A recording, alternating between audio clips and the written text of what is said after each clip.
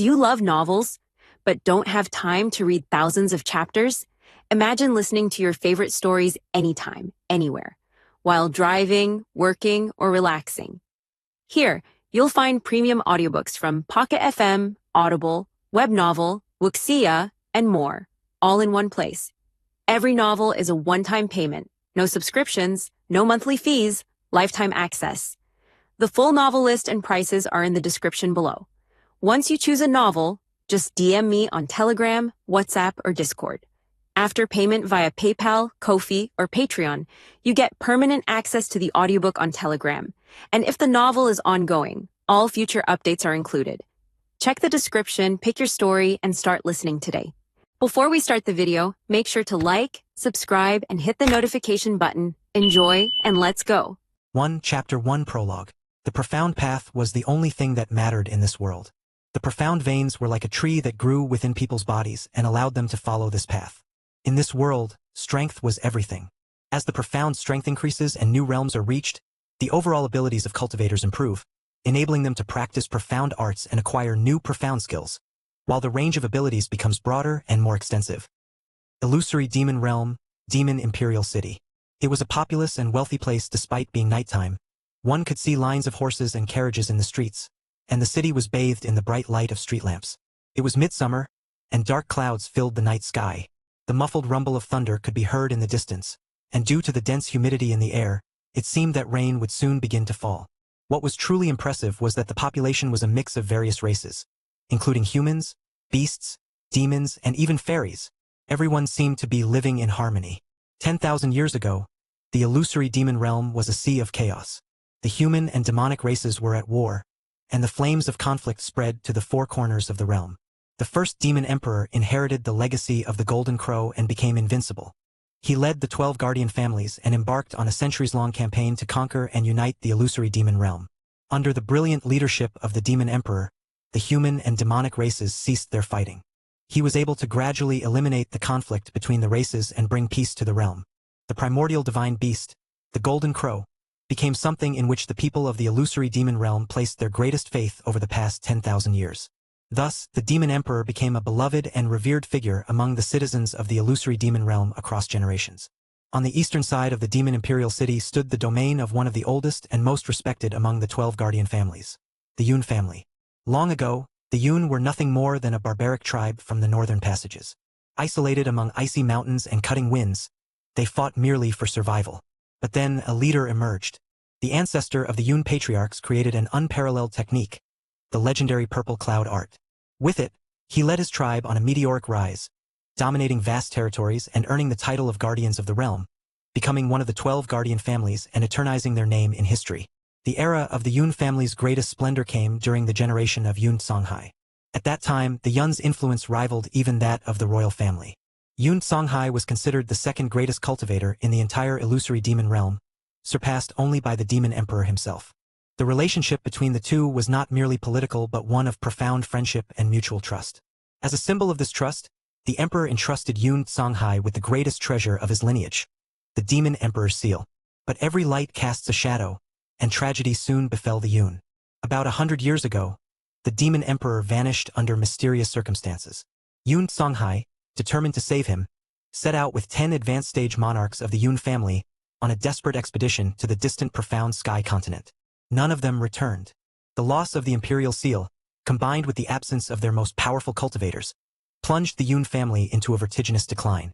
As punishment, they were denied access to the sacred Golden Crow's Lightning Flame Valley for 100 years, and their resources were severely limited. The younger generation, without support, began to lose ground to the other guardian families. With Yun Songhai's fall, his son, Yun Qinghong, took up the mantle of patriarch. Despite his efforts and noble character, the decline deepened. Sent by the new ruler of the illusory demon realm, Yun Qinghong and his wife embarked on a dangerous mission to the profound sky continent to try to save Yun Songhai's life.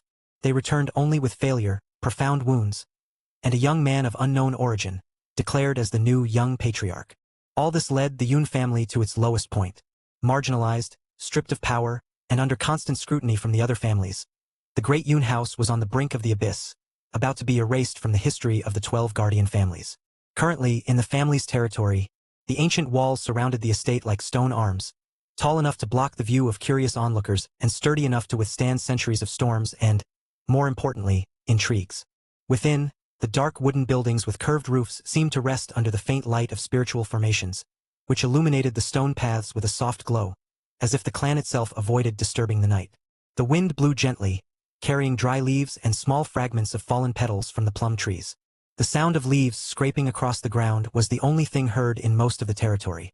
In front of the main hall, 2 rows of guards stood motionless. Their black armor gleamed under the magical light of floating lanterns, and no one there exchanged a single word. The gardens, which during the day exuded a faint fragrance of spiritual flowers, at night seemed like a maze of shadows. The stone sculptures, some depicting ancient patriarchs, took on sinister contours in the dim light, as if they could move at any moment. In the western pavilion, a stronger breeze made the wind chimes hanging under the roof eaves sway. Behind the mountains flanking the Yun family's territory, those same mountains that looked like stone teeth cutting into the night sky, there was a narrow and profound valley, surrounded by tall trees with twisted trunks and branches that seemed like fingers pointing to nowhere. By a not-so-large lake, a teenager of about 17 or 18 years old sat. His appearance was exceptionally beautiful and elegant, so perfect it didn't seem to belong to this world. His long, black hair, smooth as silk and gleaming like the purest obsidian, flowed gently down to his waist, while his eyes, black as the deepest abyss, held a calm and dangerous glint, like 2 black stars suspended in the night sky. His slender and imposing figure emanated an ethereal and distant aura. He wore snow-white robes and was holding a stone, which he threw into the lake, immediately causing several splashes. Renzu was, in a way, lost. Not that this was exactly anew, he always had a certain tendency to feel out of place, but literally crossing into another world definitely took it to a new level. Originally, he was just another psychology student in his final semester, living his mediocre life in the 21st century. No grand plot twists, no epic romances, no cultivation systems. Just exams, theses, and anxiety. And then he died. In a completely stupid way, no less. He didn't expect great rewards from the afterlife, but he also didn't imagine his soul would be thrown into a cultivation world like garbage tossed from a moving truck. Now here he was, just over a week in this new world, throwing stones into a lake as if that would solve anything. He picked up another stone, twirling it in his fingers, an automatic gesture. He threw it with more force. Splash. Gentle ripples spread across the surface. A sigh escaped his lips. The only thing that saved him from an immediate mental breakdown was the fact that he had somehow inherited the memories of the original body, the predecessor, as he liked to think. And that's when the gut punch came. He had been reborn into a cultivation novel. More precisely, into Against the Gods, a story he remembered reading 2 years ago, and hating with every fiber of his being. The protagonist? An arrogant, toxic, petty, and spoiled piece of trash who seemed to collect women like they were achievements in a game, all while acting like a misunderstood messiah. He recalled with particular resentment the nickname fans gave the protagonist. Scumche. And the worst part, later in the story, he had read an even more ridiculous spoiler. Everything was part of an elaborate plan by the so-called ancestral goddess, the creator of the world, who was completely obsessed with love for this same Scumche. In short, he was screwed. Not in a comedic or exaggerated way, not like waking up naked in the middle of the city with a hangover, which had happened once in college. This was the kind of screwed that came with knowing the world around him was literally designed to revolve around Scumche, the egocentric messiah of a celestial harem sponsored by the universe's creator herself. But you know what was worse? His identity. That's where the story started to unravel completely, because here, unlike the original novel he vaguely grains, things were quite different. His new identity was Yun Rinzu, son of none other than Yun Qinghong, patriarch of the once glorious Yun family and one of the pillars of the demon imperial city. Or at least that's what everyone believed. The real story was even more absurd. His biological father was Xiao Ying, the man who, according to what he remembered from the novel, had swapped babies with Yun Qinghong years ago to protect the true heir Yun Che from potential pursuers after the disastrous expedition of his adoptive parents to the profound sky continent. In other words, he was Xiao Ying's biological son but was raised as Yun Qinghong's alleged son.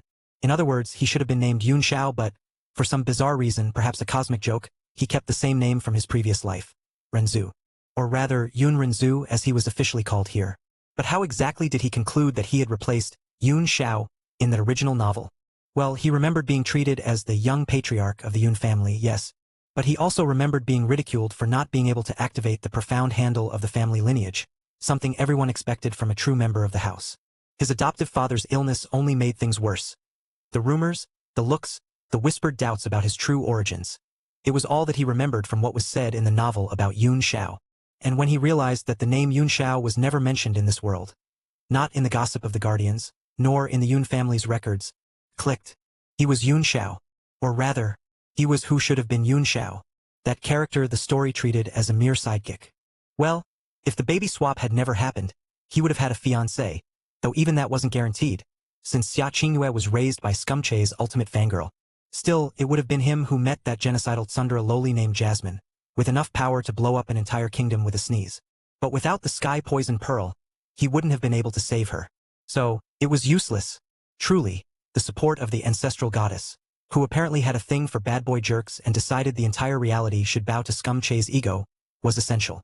There was no point in thinking about how his predecessor's life would have been if the baby swap hadn't happened. Either way, he had to think of a way to get stronger. Here, strength was everything. Those who didn't cultivate were dust waiting for the next gust of wind. He clenched his jaw. The only weapon he had was his knowledge of the plot, and if the events still followed the original story, then everything had already begun. He remembered that his predecessor first appeared at 21 years old, which meant there were about 3 years until the encounter with Yun Che. Though his memories weren't perfect, he was almost certain the protagonist was already on his journey through the profound sky continent. And even if they were still 10 years before those events, with his current strength, he would never be able to cross continents to seize the opportunities that existed beyond. In the region where he was, the only truly valuable heritages were the Golden Crow's legacy and the Evil God's lightning seed, but both were completely out of his reach at the moment as well. Still, he wasn't exactly weak. Thanks to his predecessor's efforts, he had reached the first level of the Emperor Profound Realm. Cultivators at this level are known as thrones and have the ability to manifest a domain, a zone of influence where everything around is affected by their will. At this stage, he no longer needed food or drink to survive. And once a domain is formed, everything within it can be transformed into something beneficial to the cultivator, even fully controlled. There are various types of domains: offensive, defensive, amplification, restriction, intimidation, among others. In this world, cultivation was divided from bottom to top like a pyramid. Elementary Profound Realm, Nascent Profound Realm, True Profound Realm, Spirit Profound Realm, Earth Profound Realm, Sky Profound Realm, Emperor Profound Realm, Tyrant Profound Realm, Sovereign Profound Realm. Each realm ranges from level 1 to 10 before advancing to the next, and the 10th level of a realm is considered its peak. When someone surpasses the 10th level of a realm but doesn't enter the next, they can be considered a half step to the next realm. When someone's profound strength grows, it essentially means that the density of profound energy in their profound veins is increasing, that their profound energy has become slightly more compressed. When it reaches a certain level of compression, a fundamental change occurs, and that's when one enters a new realm. Once a cultivator ascends to much higher levels than normal, such as with the help of medicines or legacies, it is crucial that they dedicate time to stabilizing their new power. The most direct consequence of not doing so is that they wouldn't be able to wield their strength stably, and the time their physical bodies could sustain that level of strength would be very short. Their power also wouldn't have the refined control corresponding to their realm. They might be able to release power matching their level, but their defensive abilities would show a lack of strength. In a power clash between two people with the same intensity of power, the one with an unstable realm would suffer a significant backlash, while the one with a stable realm would emerge unscathed. If they are injured, this condition would be far more severe than before, and they would start losing control over their energy and internal breathing. Entering a new realm is typically an extremely difficult barrier for profound practitioners. That's why many get stuck at the 10th level or the half-step level and never progress in their entire lives. It's also why medicines that can boost cultivation are highly valued. The gain in strength from crossing a realm is so significant that it's generally impossible for someone at the half-step level of a realm to defeat the first level of the next realm. The distant sound of thunder rumbled in the heavy sky, and a gust of colder wind came from the valley. The trees shivered, their long branches scratching the air like skeletal hands. Well, no point thinking too much about it. Renzu shook his head and, without much thought, crouched and sat by the water's edge, legs crossed, elbows resting on his knees. His eyes got lost in the distorted reflection of the cloudy sky on the dark surface, where distant lightning left fleeting traces of light with each thunderclap. Now what do I do? He ran his hand through the water, his fingertips tracing small circles. The temperature was icy, but he didn't mind. In fact, the cold helped distract from the whirlwind in his head. Runzu leaned a bit closer, letting his entire hand sink into the lake. The water was surprisingly clear, even at night, and he could see his wavering reflection. But the face he saw there wasn't his. He had to admit it was very handsome. But what good was having such a beautiful appearance, when he was destined to remain a mere low-level cultivator? Was it a lack of talent? He had only 20 profound entries open, which, by normal standards, categorized him as a genius, The purpose of profound veins is to contain profound strength. Every person is born with a set of profound veins. They begin to grow from birth and reach maturity around the age of 14. Although profound veins don't affect a person's life and death, they are still part of the body. The profound veins within the human body are like a sturdy, mature tree, with many branches spreading in all directions, and on each branch was a profound entry. As for the trunk, it was the most important central position of the profound veins, the base of all profound veins. At this base, there were no profound entries. In total, a person can have only 54 profound entries. An ordinary person is endowed with about 10 profound entries open, while a person with high innate talent may be endowed with about 15 profound entries open. A person with 20 naturally open profound entries can be considered an exceptionally gifted talent. If someone has more open profound entries, their cultivation and activation speed increase. A practitioner with 20 open profound entries would undoubtedly cultivate and activate their profound strength twice as fast as a practitioner born with only 10 open profound entries. The number of innately open profound entries essentially determined the height someone could reach in their lifetime, as it was extremely difficult to open profound entries after birth. Extremely advanced miraculous medicine, chance, and luck, none of these factors could be absent. Using external forces to open profound entries would come with extremely high risks. Even the slightest mistake would cause irreparable damage to the profound veins. But although he could be considered a genius by normal standards, he was far lacking compared to the true talents capable of reaching the divine realm. Above these low-level cultivators in this world, and being honest, he wanted that. No, he had always wanted it. Even in his past life, in that monotonous existence surrounded by bills, exams, fake relationships, and empty promises, Renzu had never settled for being just another face in the crowd. He smiled, made jokes, pretended to be content. But the truth was different. Deep down, he despised that banal existence. He despised complacent people. He despised friends who accepted their mediocre fates. He despised himself for being trapped in that miserable routine. There were moments, at night, when he stared at the ceiling of his small student apartment and imagined what it would be like to possess true power. Not the petty power of an HR manager or a corrupt politician Butsony, but the kind of power that made worlds tremble at the sound of his name. A power that allowed him not only to control his own life but to decide the fate of everything around him. He never told anyone. He never dared admit it. But that cruel, insatiable desire burned in his soul from the start. And now that he had been reborn in this absurd world, where strength defined who was a man and who was dust, where the concept of right and wrong was shaped by the sharpest blade and the strongest fist, he had an opportunity. No, the only opportunity, because he wouldn't accept being a bystander. He wouldn't accept being a sidekick in someone else's story, especially not in the pathetic tale of a spoiled brat like Scumche. That's why he was thinking so much about it and was so frustrated with his situation. Although he had this ambition, he didn't have the means to achieve it, no way to leverage his meta-knowledge of this world, and he had the crazy bitch of a creator of this world as a sword hanging over his head, ready to come down at any moment. But before he could sink further into that whirlwind of thoughts, something different happened. His submerged hand touched something that shouldn't have been there. Before he could pull his arm back, a faint bluish light emerged from the water and spread over his fingers, enveloping them like ethereal threads.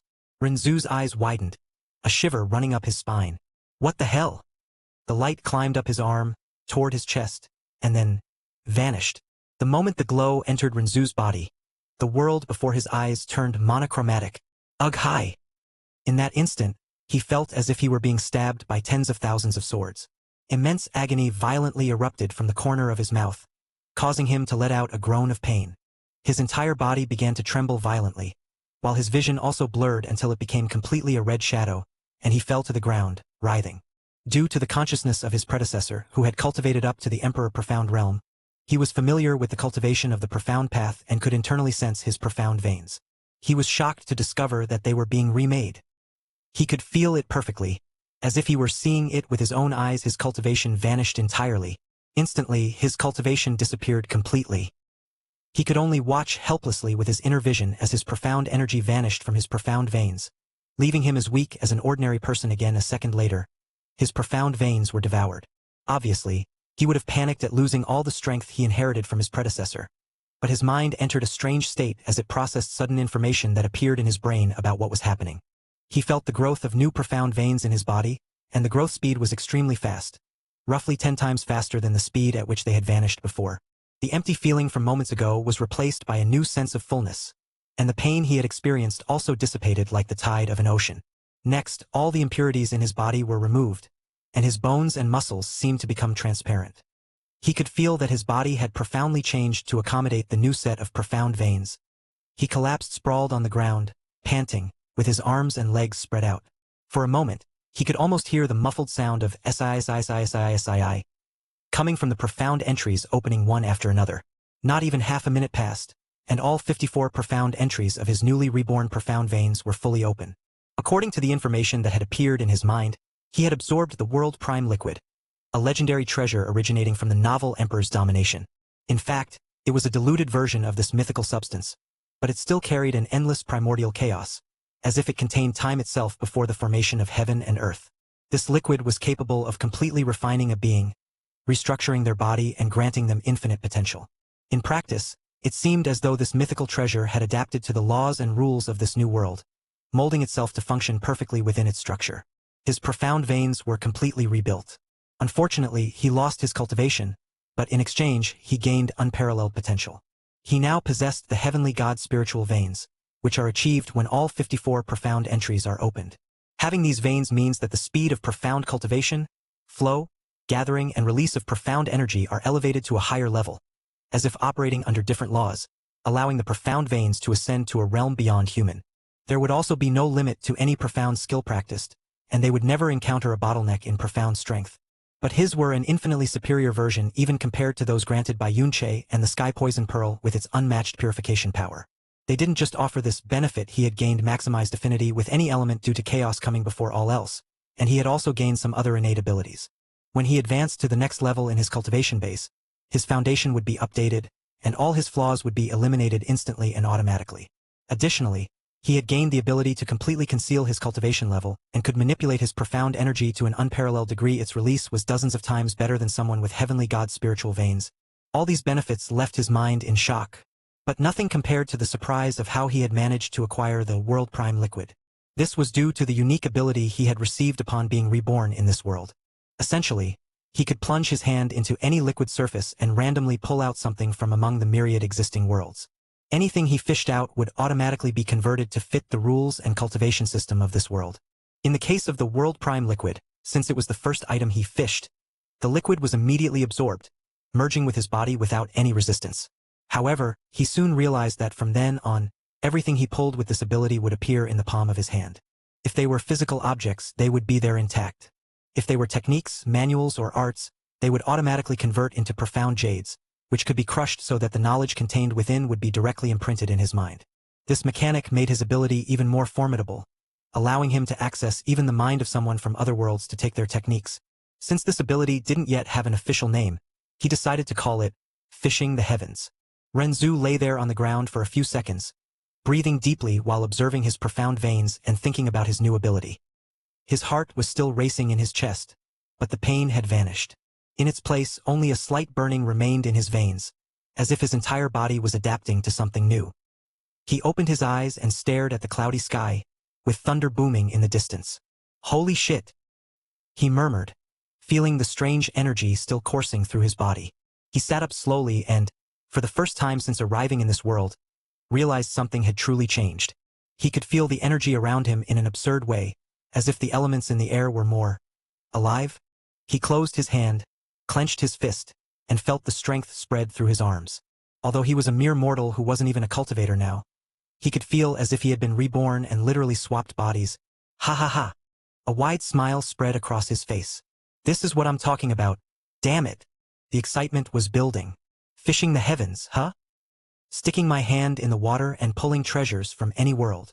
He looked at the lake in front of him and laughed to himself. "Is this for real? Man, this is ridiculous. And I love it." He jumped to his feet, his hair swaying. His body felt lighter, sharper, as if everything had been optimized. He looked at his reflection in the water and let out another laugh. The excitement was written all over his face. For the first time since waking up in this hell of a world, he felt thrilled. /N, quick notice. Good afternoon, everyone. I'm still a bit sick, but since this chapter was finished a few days ago, I decided to post it so you can check it out and let me know what you think. About Renzu's ability, it obviously has much greater limits than it seems at first and was basically meant to give him an initial boost. Don't expect it to keep showing up or carrying the plot all the time. The idea is for him to build his own foundation to reach this world's highest levels, without relying on a system or some god's blessing. I wanted to give my own touch and create a golden finger without falling into the usual cliches. As for the harem, I'm open to your suggestions. I'm still deciding who will be part of it. So feel free to drop your ideas in the comments about which characters you think would fit the story. Oh, just to be clear, this story will be a side project. It'll probably be a bit long, but it won't have daily chapter releases. My main focus is still the DxD story, and in fact, I'm finishing up the next chapter and should be posting it tonight. Anyway, I'd love to know what you're thinking of this new story so far. Let me know in the comments. 2. Chapter 2 Limits. Renzu rubbed his hands, still feeling that absurd euphoria coursing through his veins. Alright, if it worked once, it'll work again. He looked at the lake ahead, its surface gently rippling with the wind, heavy clouds reflecting on the dark water. He crouched down and, this time without any hesitation, plunged his hand into the water up to his wrist. The touch of the water was cold, but instead of the usual sensation, it felt as if his hand had passed through a layer of mist. A shiver ran up his spine when something solid brushed against his palm. Got it. He pulled his hand out in one swift motion. When his hand emerged, it held a small crimson jade vial, adorned with ancient inscriptions that seemed to pulse with life under the flickering light of the night. What they? The moment his fingers closed around the vial, a flood of information invaded his mind. It was as if someone had shoved an entire book directly into his head. This vial contained the complete bloodline of the vermilion bird, one of the 3 supreme fire attribute beasts, the strongest of the 3. Its flames carried divine attributes. During the primordial era, it was the most feared flame by the devil race that coexisted with the divine race. Renzu stared at the vial, his heart racing. He knew of the vermilion bird. What was astonishing was that it came from this world, and he had just fished it out. Just like that. Ha ha ha. Ha ha ha ha. He burst into laughter, a genuine, almost childlike joy he hadn't felt in a long time. But it didn't stop there. As soon as the warm, vibrant aura of the vial stabilized in his hand, another stream of information poured directly into Renzu's mind. It was the profound art tied to the vermilion bird's legacy. The soothing spirit song of the vermilion bird, a supreme technique with 10 stages, offering countless ways to wield its flames. Not only did it possess extreme destructive power, but it also had unparalleled purification abilities, even among the 3 divine fire attribute beasts. To use the soothing spirit song of the vermilion bird, one needed to wield the vermilion bird's flames, which required its bloodline.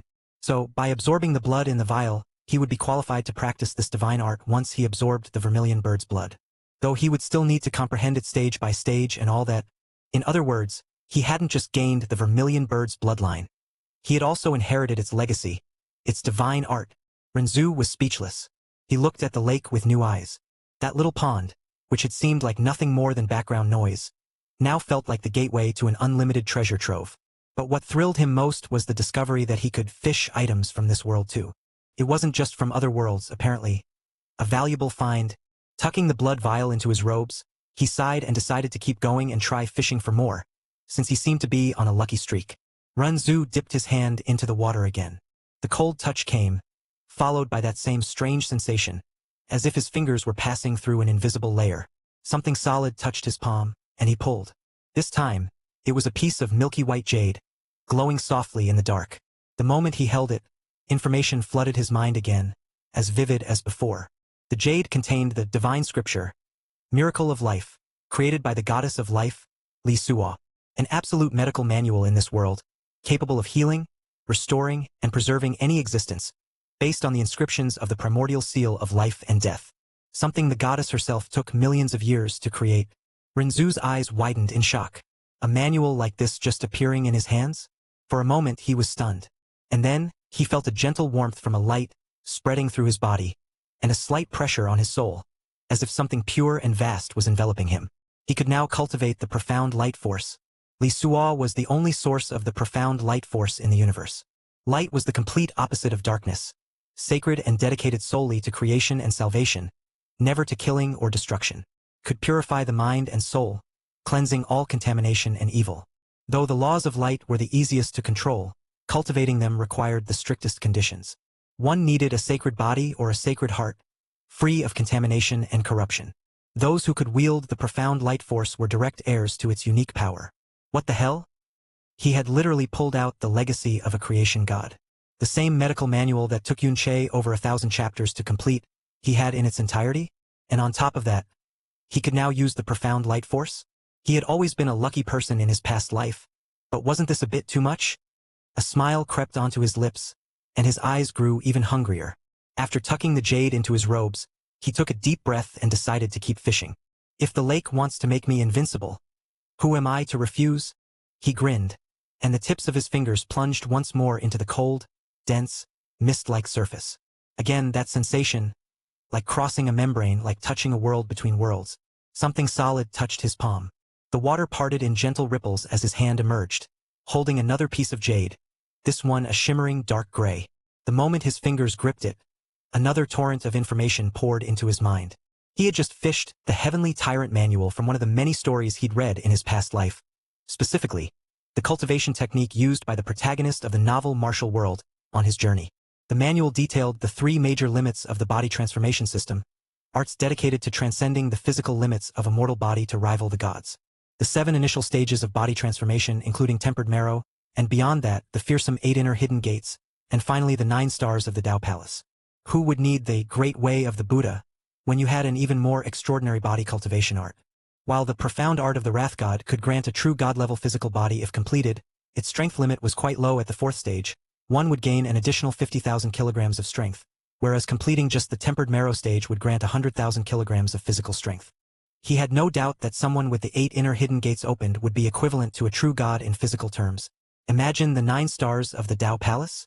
He didn't know whether to thank the heavens or start questioning what exactly this lake was, because this was clearly beyond the bounds of any rational luck. His grin widened, almost mischievous, as he tucked the jade into his robes. I'm not stopping until I dry this lake out. Renzu took a deep breath and plunged his hand in again. When he pulled it out, he held a red drop of blood in his hand. Almost instantly, information about it flooded his mind. It was a martial intent from the same world as the Heavenly Tyrant Manual, the Azura martial intent. It would awaken his consciousness to the Azura battlefield. There, he would experience countless life and death battles, dying and being reborn many times, gaining near-limitless experience and drastically improving his skills.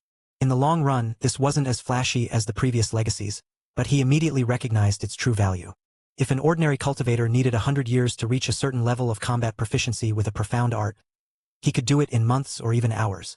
Plus, the experience would grant him instincts, reaction speed, body control, and profound energy control far superior to someone without such experience. And the best part? He could achieve all this without risking his life in the real world. Renzu hummed softly as he held the red drop before his forehead. Following the instructions that came with the knowledge of the martial intent, he pressed the drop against his skin.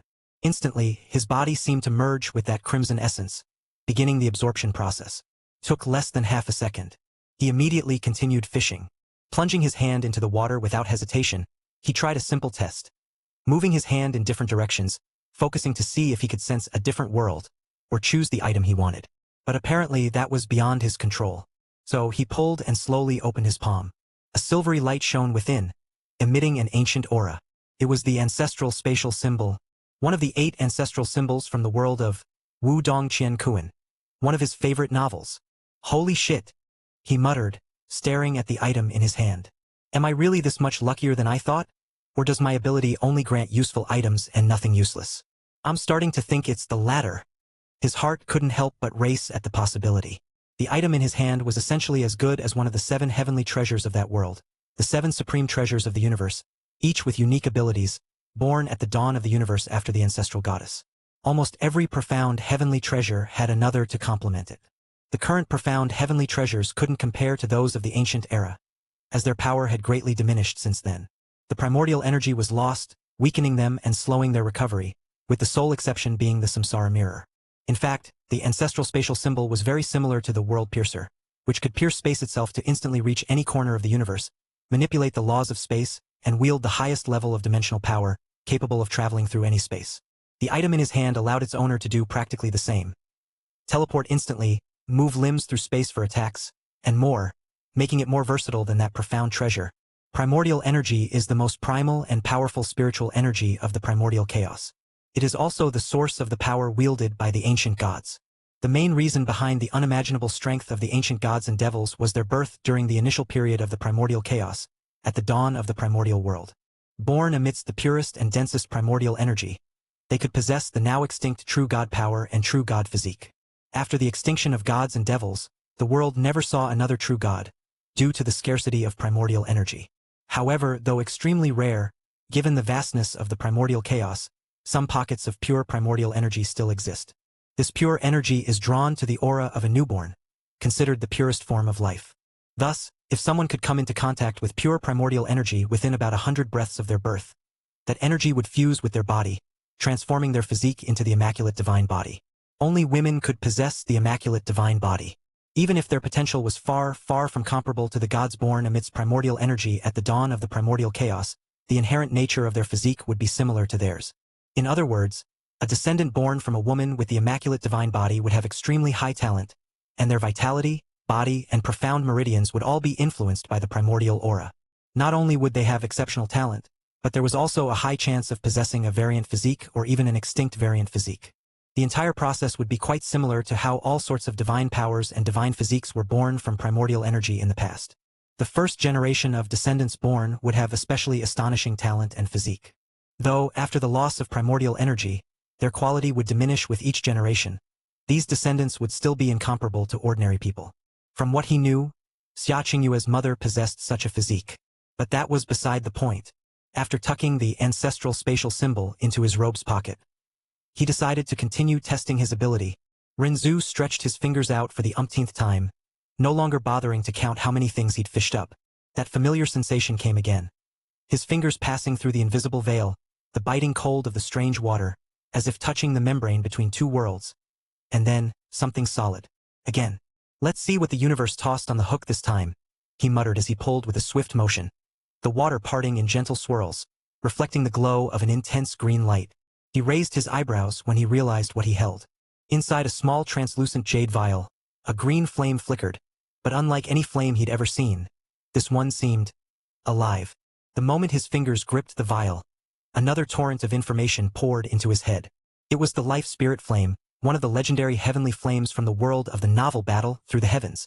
Ranked as the 5th most powerful in the heavenly flame ranking, the life spirit flame was an extremely mysterious existence. While most heavenly flames carried an inherently destructive nature, even with their varied forms and properties, this flame stood out for lacking excessively strong destructive power. Instead, it was imbued with pure and abundant vital energy. Rumor had it that when used on medicinal ingredients, any seed present would germinate and grow at an extraordinary speed. In other words, whoever possessed this flame would no longer need to worry about finding rare medicinal ingredients. With the right seeds, the life spirit flame would do the rest, making it an invaluable tool for alchemists and cultivators. Beyond its unique properties, this flame was also known as a longevity flame. Its possessor would have a lifespan comparable to ancient and renowned magical beasts known for their long existences. However, it had a drawback. It wasn't suited for combat. Unlike other heavenly flames that could vastly enhance a user's attack power, the life spirit flame offered subtler, long-term benefits without directly boosting battle strength. Even so, a flame capable of extending life and accelerating medicinal cultivation was something any expert would covet. What else can I pull? It's like there's no limit to this ability. Well, now I'm sure it doesn't give me useless things, everything is useful and extraordinary. But there must be some limit I haven't figured out yet. Well, all I can do is keep going and see where it leads. Renzu muttered slowly as he tucked the heavenly flame vial away and plunged his hand into the water again. He frowned. What the hell? He pulled hard. The water's surface rippled, and what emerged was nothing physical. But immediately, a golden-green glow enveloped his hand, and an absurd flood of information poured into Renzu's mind. He had received the aura of the banished immortal, an aura that transcended the ordinary appearance of a mortal, enhancing every feature, every detail, every minute aspect of his form to absolute perfection in the eyes of any sentient being. A gift forged by the heavens themselves for an immortal who, eons ago, was banished for his unacceptable beauty, capable of making queens abandon kingdoms, sages break vows, and even ancient beasts kneel. He looked at his hand glowing with that absurd light and murmured, "You've got to be kidding me." The glow enveloped his body like a silent flame, coursing through his skin, hair, bones, and suddenly, a gentle, refreshing warmth washed over him. It was as if every microscopic imperfection had been corrected. Renzu blinked, and the air around him felt different. The wind seemed softer, as if it had fallen in love with him. The trees swayed gently, and the lake's surface reflected his face with absurd clarity. And when he saw himself, even he was momentarily stunned. Holy shit! If before he was handsome by cultivator standards, say 2 levels above a drama heartthrob, now he was on another level. His eyes seemed to hold constellations, His black hair had a shine that made the stars look dull, and his skin had a flawless texture and tone that even gods would envy. It was the kind of beauty that defied gender or ethnicity. It wasn't just beautiful, it was supernatural. Though his beauty had been upgraded, his normal features hadn't vanished, so anyone could still recognize him, though they'd likely be shocked and disturbed by how stunning he'd suddenly become. Women would probably be completely obsessed with him now. Speaking of which, from what he recalled of his predecessor, he wasn't yet in a romantic relationship with number 7 under heaven, as in the original story they were just friends at best, which was good, to be honest. He had no interest in that elf, though he admitted their race was intriguing in the illusory demon realm. The elf clan was one of the most powerful forces in the illusory demon realm. For some reason, they carried the surname Under Heaven. The elves of the Under Heaven clan had long, pointed ears on the sides of their heads and possessed a pair of translucent, butterfly-shaped wings. The profound energy of the elf clan carried innate natural energy, beneficial for self-recovery and healing others. They were experts in wind-based profound arts and used bows as weapons in combat. Additionally, due to their natural energy, clan members had extremely beautiful appearances. Putting that aside, Renzu plunged his hand in again. The cold water gave way, the strange sensation of the invisible membrane slid over his fingers, and soon he touched something solid. This time a piece of jade emerged. Gray, almost opaque, with a faint golden aura swirling on its surface. The moment his fingers gripped it, information exploded in his mind. Renzu froze in place. His face locked up. His eyes widened slightly. No, it can't be. He had just fished something from the Urgenverse. A cultivation method called 10 Extreme Paths, referenced in Beyond the Timescape, which allowed the practitioner to cultivate 10 paths to their extreme. However, due to coming from a far superior world, it had been severely weakened to fit the current world. It became a profound path cultivation method that cultivated 10 elements to their extreme, granting immunity upon reaching the extreme of the chosen profound element while simultaneously gaining near-omnipotent control, where any use of that element was automatically nullified and subordinated to his will. A nervous laugh escaped his lips. Holy shit! Without another word, he tucked the jade with the others and took a deep breath, running a hand over his face. Here we go! Plunging into the water again, Renzu closed his hand and pulled. The water's surface parted, and what emerged was a sword hilt. No blade, just the hilt, slender and simple, in a gray-silver tone, without adornments or inscriptions. His gaze wavered. I'm screwing with myself now. Information flooded his mind. It was a sword technique. Oddly, it didn't come in the form of jade because it was the entire inheritance of a sword technique called Limitless Sword Arts. The Limitless Sword Arts comprised incredible sword techniques, capable of dominating 10 million enemy swordsmen. The practitioner could control hundreds, thousands, millions of swords. It was so powerful and complex that even its creator admitted to never reaching the final level, despite having created it. This showed just how formidable the Limitless Sword Arts were. However, practicing the first sword form of the Limitless Sword Arts was no easy feat, and the sword hilt was powerful beyond imagination, shocking anyone who could recognize its abilities. This wasn't the hilt of an ordinary sword but of a massive spatial sword. Within the hilt, there were 108,000 ancestral swords, 105,000 refined swords, 2,995 origin swords, and 5 unparalleled divine swords. If someone could control all the swords within the spatial hilt, they could easily dominate the world and become an unmatched sword god. However, none of these swords were ordinary. To train with any of them, one had to become one with each sword, as each was unique. He twirled the hilt in his fingers. The aura contained in the object was as subtle as it was profound, as if the space around the hilt bent slightly. The smile on his lips was hard to erase. He tucked the hilt into his robes, his heart still racing, and plunged his hand into the lake again.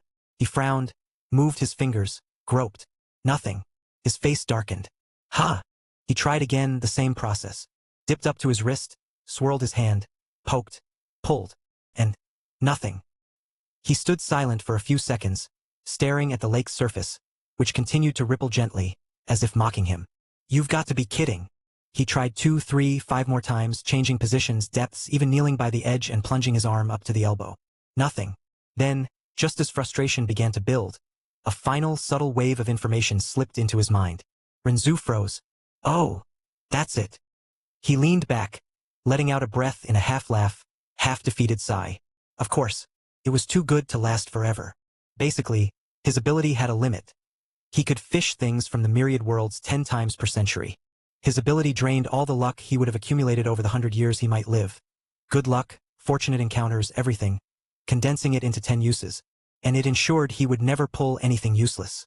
In other words, he'd have to wait another century to use it again, or at least 10 years to recharge a single use. That was the price. He lay back on the grass, staring at the cloudy sky that let faint moonlight filter through. At least now I have the chance to change my fate, to fulfill my ambition of being the strongest and not just a side character in someone else's story.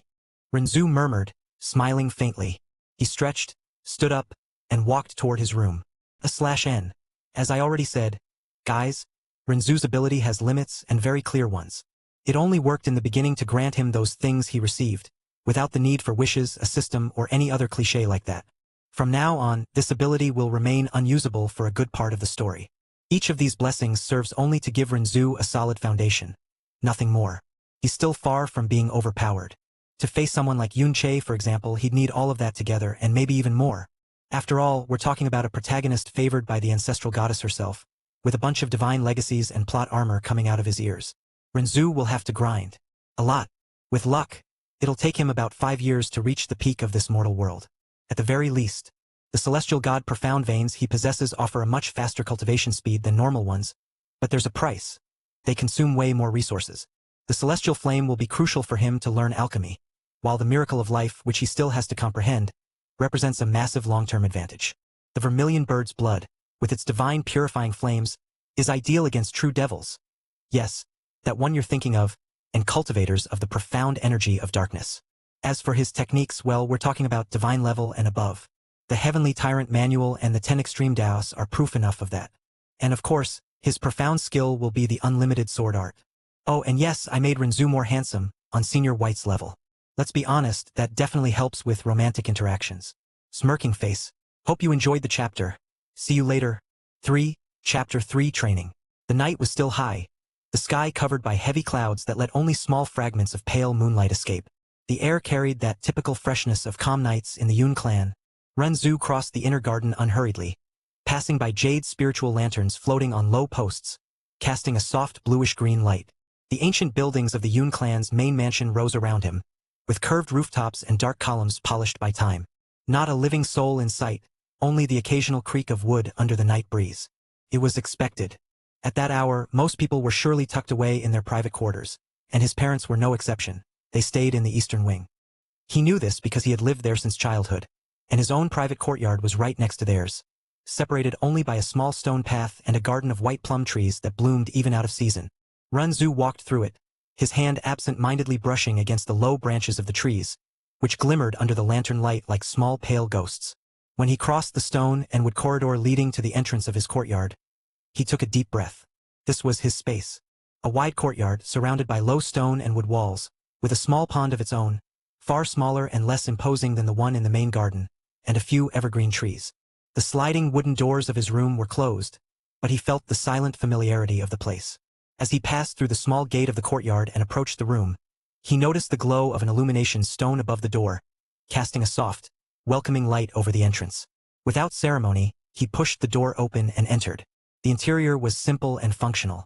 A wide black wooden bed with a silk mattress, a shelf filled with cultivation jades and scrolls, a low table with an unlit lamp, and in the corner, a cabinet where he kept his clothes and weapons. The soft light from some spiritual stones embedded in the walls illuminated the space. He closed the door behind him. He sighed, finally at peace.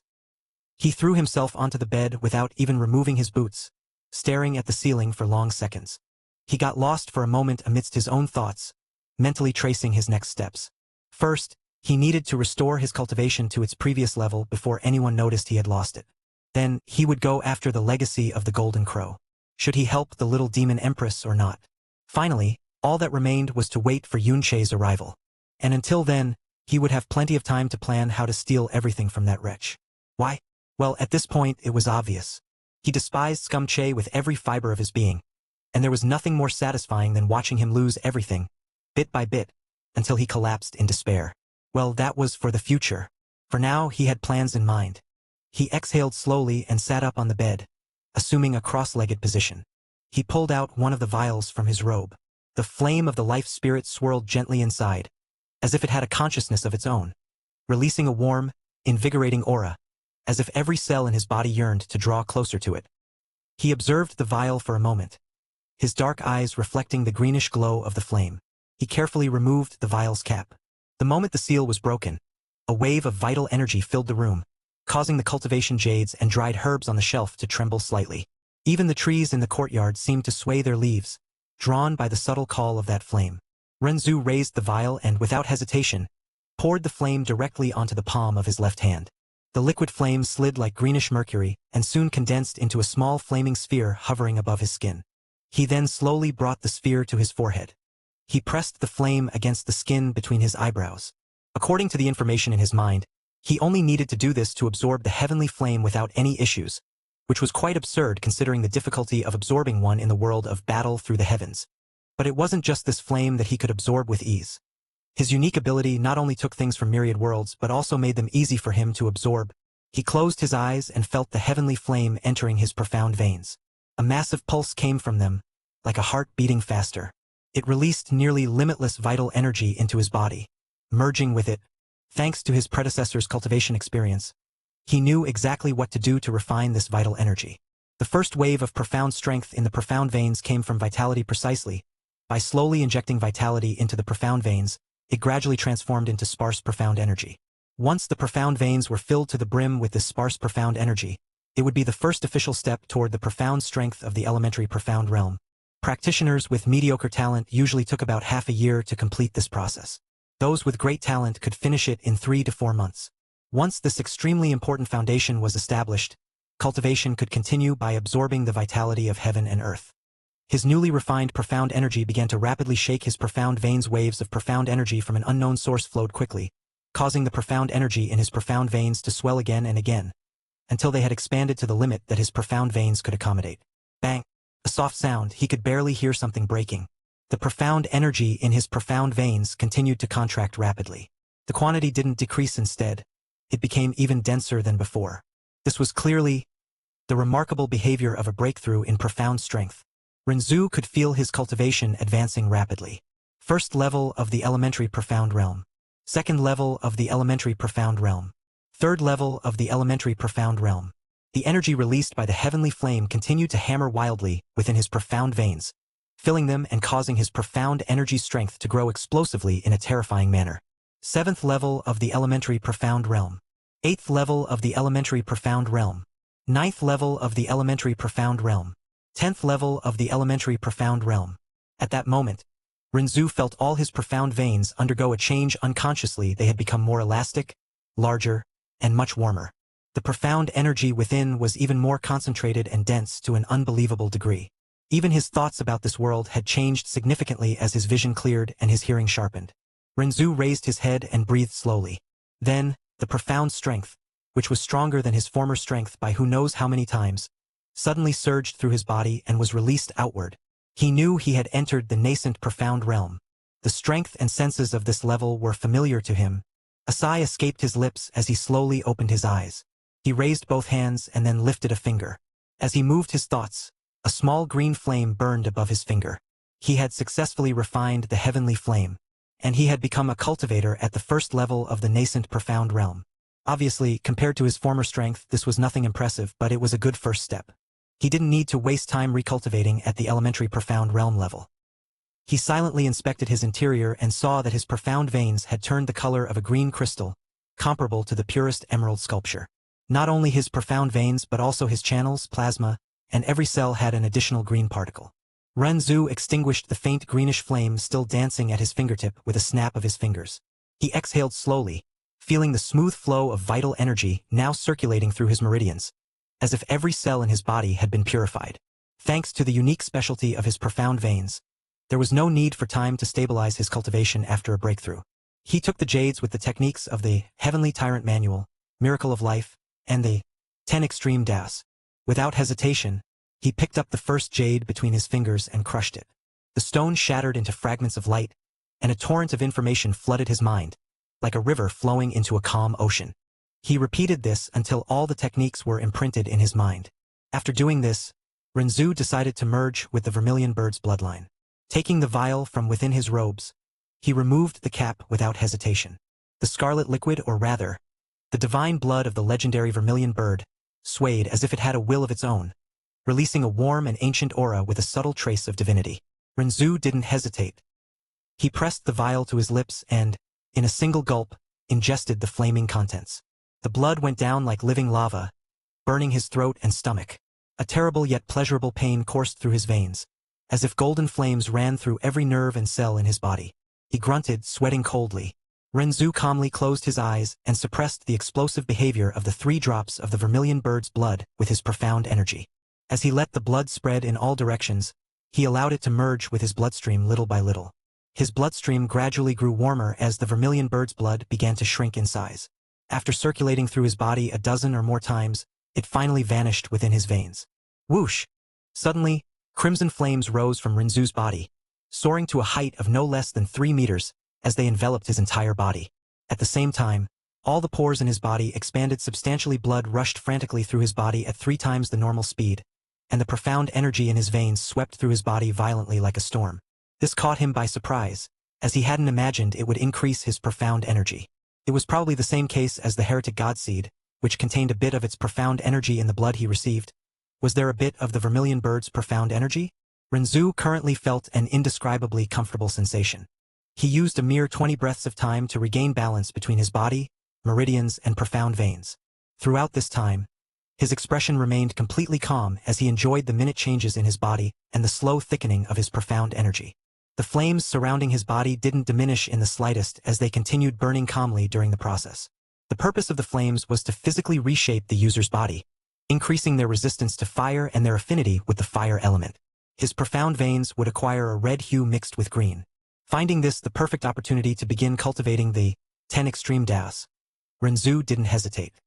He immediately followed the instructions that had appeared in his mind along with the technique's knowledge, directing the newly refined profound energy.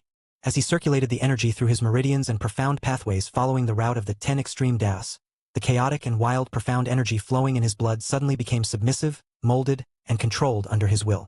In an instant, the energy was refined, its quality elevated incomparably, perfectly converting to the technique he was cultivating. The 10 extreme das had 10 distinct layers, each dedicated to taking an element to its absolute extreme. To begin the practice, one had to choose a single element as the focus. Only upon reaching the extreme level of that element, achieving the peak of the first layer, could one advance to the next, choosing the second element, and so on. Renzu didn't need to think much. He chose fire as the first element. After all, among all the options, his affinity with fire was monstrous due to possessing a heavenly flame and carrying the bloodline of one of the 3 divine fire beasts, making it the most natural and promising path for him. Thus, he focused deeply, guiding the refined energy to the meridians related to the fire element according to the technique's diagram in his mind, beginning the true cultivation of the first layer of the 10 extreme das.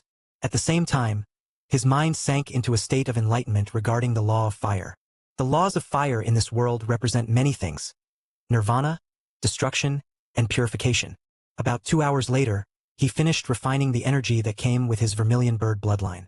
Renzu opened his eyes, and a fiery red flame mark glowed between his eyebrows, much like a grand tribal bird, shining vividly. "I've successfully reached the first level of the true profound realm," he murmured, gauging his current strength. While in the nascent profound realm, there is only a certain level of development in a cultivator's profound strength, it is in the true profound realm that a true qualitative change occurs. Upon reaching this stage, the practitioner transcends several human limitations. From this level, the body relies far less on food and water to sustain itself.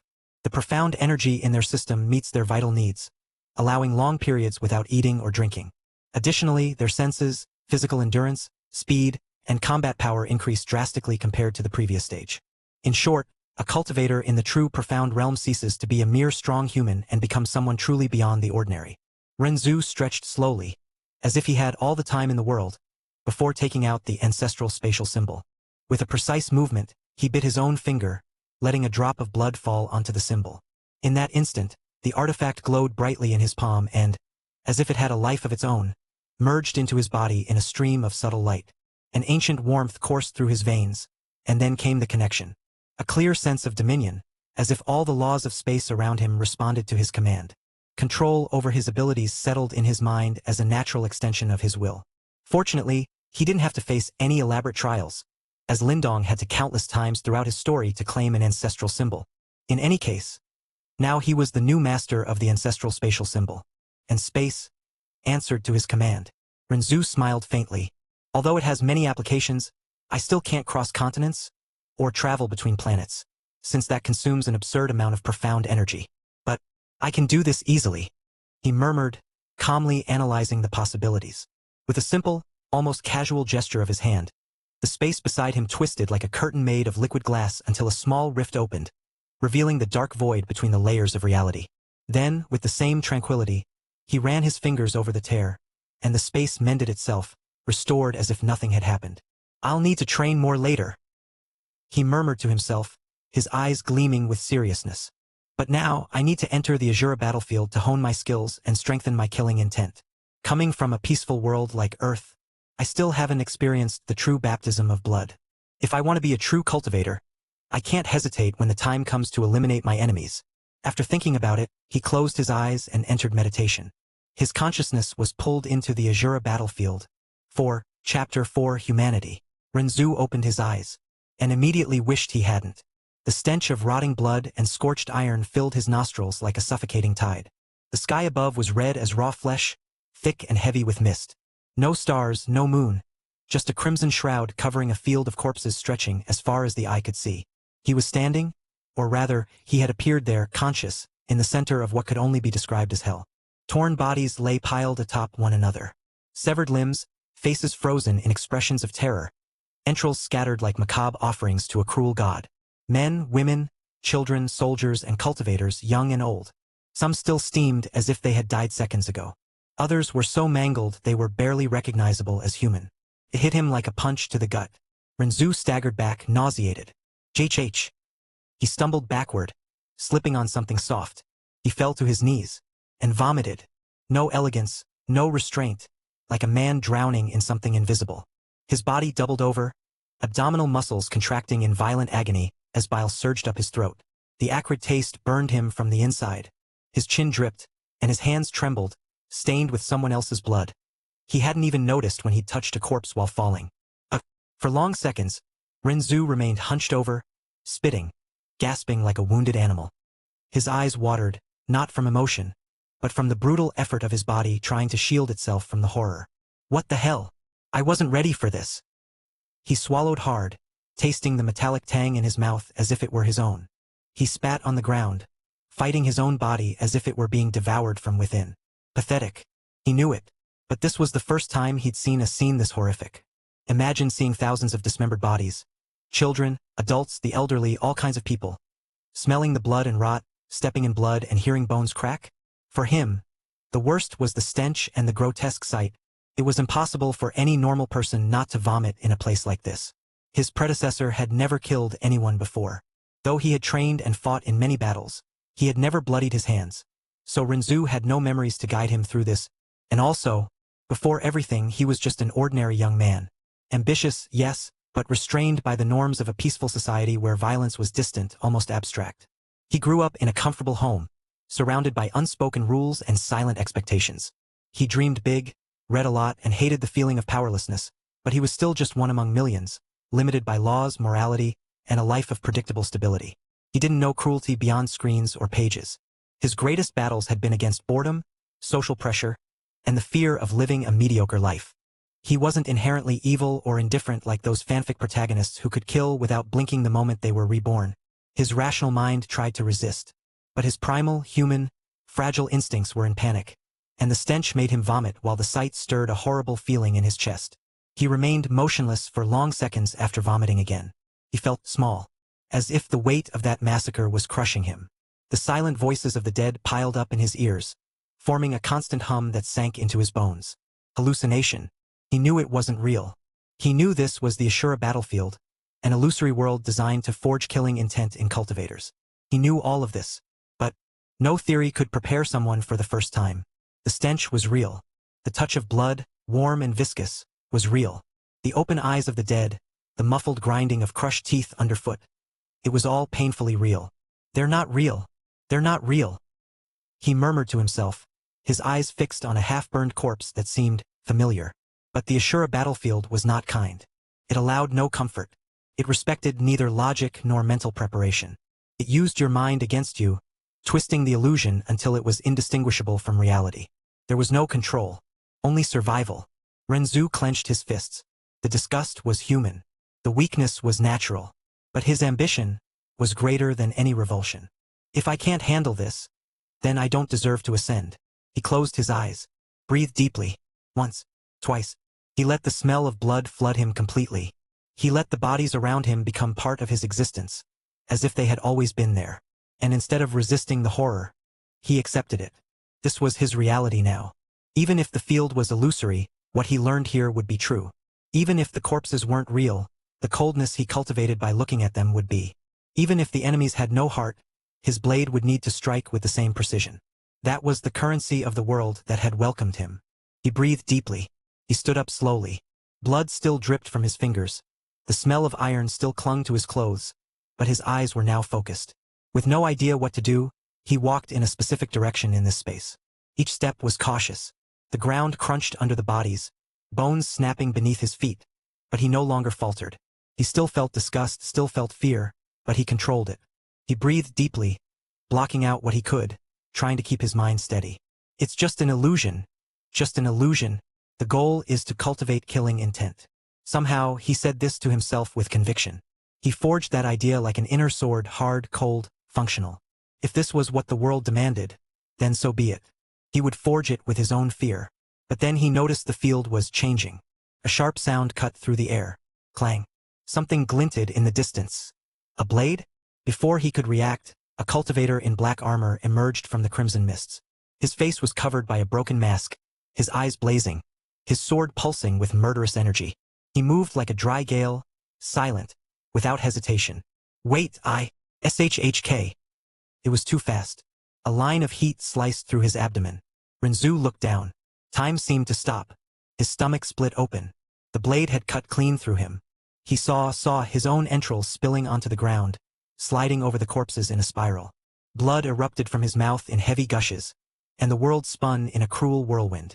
The ground welcomed him like a hungry tomb. He tried to scream, but his throat filled with blood. His lungs burned. The pain was indescribable. Not an abstract pain, not a metaphor. It was torn flesh, raw death, the undeniable end. And no, his eyes glazed over. Death. And then he woke up. Ha! Renzu gasped, sitting up suddenly as if he'd emerged from underwater. He was in the same place, standing as before, the same field, the same red sky, the same corpses, the same nauseating stench. But his body was whole. No cuts, no blood, no pain. He fell back, panting like a cornered animal. His hands flew to his abdomen, frantically feeling the area that, a second ago, had been sliced open like a book. Nothing. His skin was intact, but the memory was alive. He could still feel it. The phantom pain of the cut, the heat of exposed entrails, the taste of blood in his throat. His hands shook. His mind screamed. His eyes darted in every direction, expecting the swordsman to return. He was in panic. I died. I died. I died. He whispered to himself, his lips trembling. It was impossible to pretend it hadn't happened. The Ashura battlefield didn't just simulate death. It made it real to the soul. Renzu didn't feel like someone who had dreamed. He felt like someone who had died and been thrown back into hell to die again. He curled up, clutching his head with both hands. He knew that in this world, he'd have to die many times to train his killing intent and skills. I'll never mock Subaru from Re-Zero for always being so pathetic again. Getting used to death is a terrifying idea. Breathing heavily, his heart pounding like a war drum, Renzu lifted his gaze. There was no way out. He had to face this world. Even if he was torn apart 1,000 times. Even if he lost everything that still made him human. He stayed there for a while, sitting among the corpses, staring into nothingness, trying to muster the courage to stand. Then he breathed deeply, and began to walk again. The sound of his own footsteps on flesh and bones soon became indistinguishable from the pulse of his heart. A dull, steady rhythm. A grotesque mantra. 1, 2, 3, clang. The blade came again. The same black-armored cultivator. The same broken mask. The same impossible speed. Renzu had no time to react. SHHK. The cut was cleaner this time. The sword entered his chest and exited through his back. His body shuddered like a puppet with its strings cut. Blood gushed. He fell to his knees, staring in disbelief at the sword impaled in him, and then, nothing. He woke up, gasping, trembling, but without screaming, without falling back. Damn it! He stood up on his own this time. Wobbly, yes, but standing, and he began to walk again. He died a third time, this time decapitated. The blade had come from the side, and he had no time to turn his face. All he felt was a dull thud, a strange lightness, and darkness. On the fourth time he tried to dodge. Almost succeeded. The blade lodged in his shoulder. He screamed, stumbled, tried to react, but the pain stopped him. He was pierced through the heart. Died again. On the fifth time, tch. He wiped his mouth and stood up. No scream, no collapse. The pain of death still lingered, like embers under his skin, but the panic was giving way to something else. Something darker, more practical. It was anger. A slow, silent anger that burned like a hidden ember beneath the rubble of trauma. Renzu stood still for long seconds, his hand still on the abdomen pierced in the previous death. The humiliation, the powerlessness, the feeling of being hunted, slashed, thrown to the ground like trash. Enough! The word escaped his lips like a whisper. A spark ignited behind his eyes.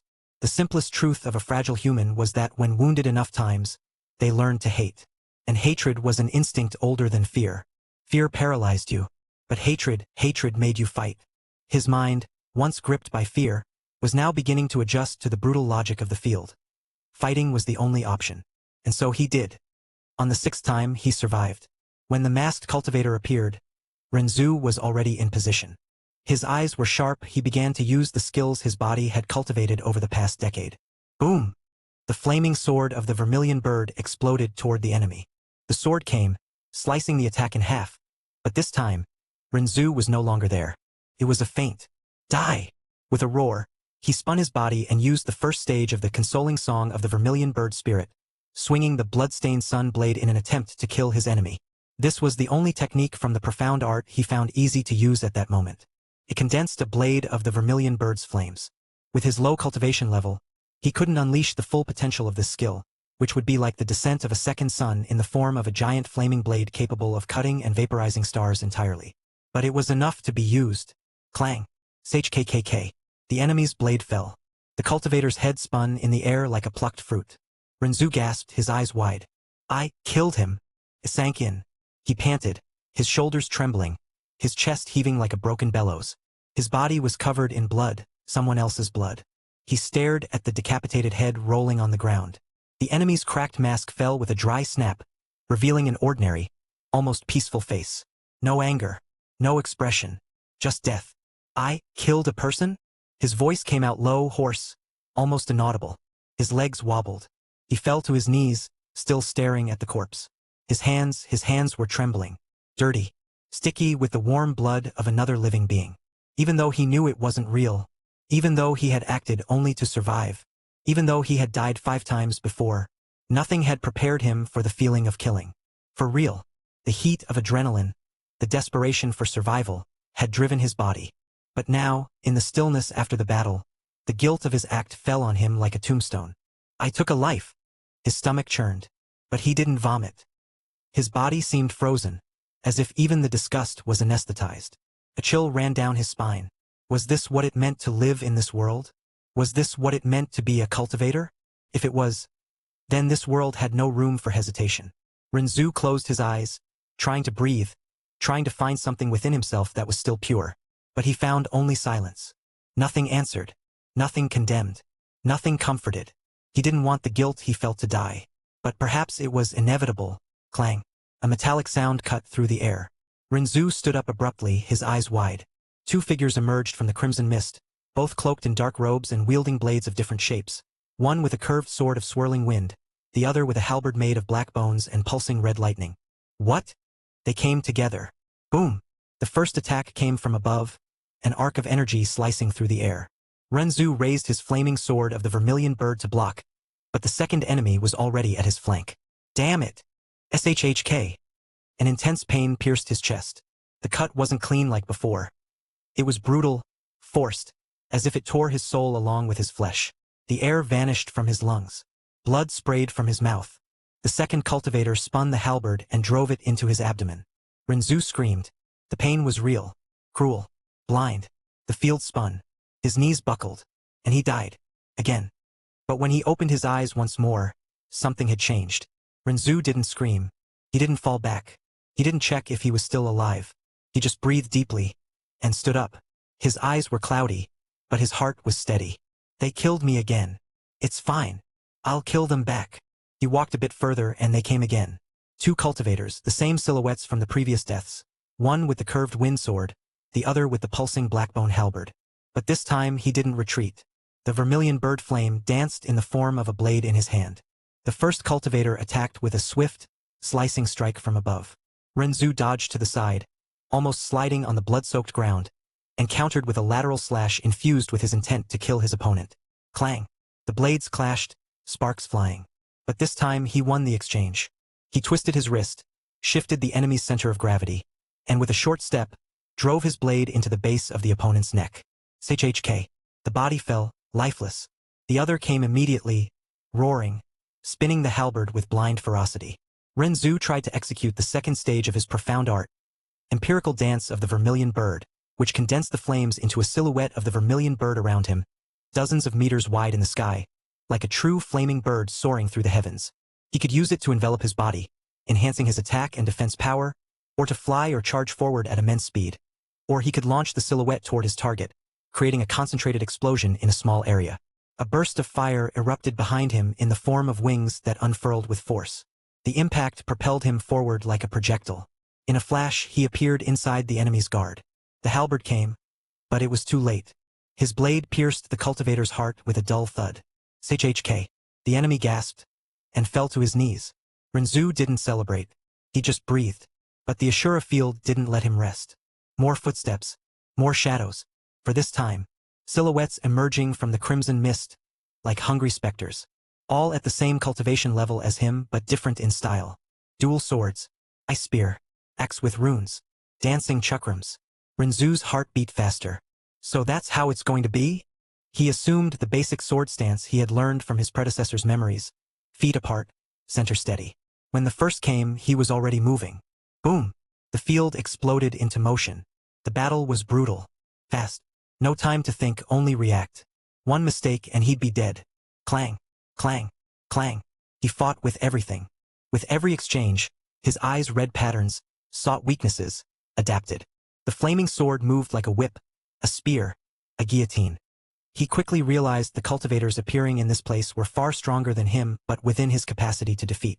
A precise strike, and the ice spear wielder was decapitated. Another, and the chakram woman was split in half. The dual sword wielder tried to attack from behind, but Renzu used his own blade as bait, feigned a stumble, and when the enemy advanced, he spun and drove his sword through the cultivator's chin, tearing up to the skull. 3 dead. 1 remained. Renzu spun his blood-soaked flaming sword in his hands and stopped, staring at the last figure in the mist. But he hesitated. It was small. Too small. The silhouette approached slowly. To his eyes, it became a child. A boy.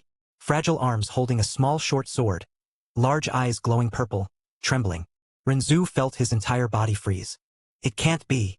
For a moment, the field seemed to pause. The smell of blood faded. The sound of the wind died. He couldn't move. The sword in his hand felt as heavy as lead. And that was the mistake. SHK. The boy's short sword pierced under his rib. He gasped, looked down. The child's, or the illusion of a child's, eyes were fixed on his. Empty. Emotionless. And then darkness. When he woke again, there was no despair. Just the taste of blood still lingering in his throat, even without a wound. I hesitated. He swallowed hard. Hesitation is death. Even if it's a child, they can be my enemy. And with darkened, lightless eyes, Renzu began to walk again. But now, there was something less within him. Something that had once resisted. Something he called humanity. He breathed deeply, and moved forward. The field responded as always, for silhouettes emerged from the mist. After a few battles, he began to adapt and improve his combat efficiency at a terrifyingly fast rate. Or perhaps it was the integration of his predecessor's experience. Either way, he read them before they even moved. He calculated positions, assessed weapons, recognized patterns. They came in sync. Renzu moved before them. The first struck with a spear of light. Renzu spun around the attack, advanced with the momentum, and slashed the enemy's throat with surgical precision. SHK. The second tried to counter from the side. Renzu stepped back, dodging by inches. He slashed horizontally and split the enemy in half. SHK. Clang. The last two came together. A flaming axe and a bone sword. Renzu activated the empirical dance of the vermilion bird and launched himself into the air. From above, he descended like a red bolt, spinning his blade in a spiral. Boom! The impact shattered the ground. The two bodies were torn apart. He landed, panting lightly. The field responded with more. They appeared in pairs, spread out, surrounding him. He didn't retreat. He attacked. He was wounded.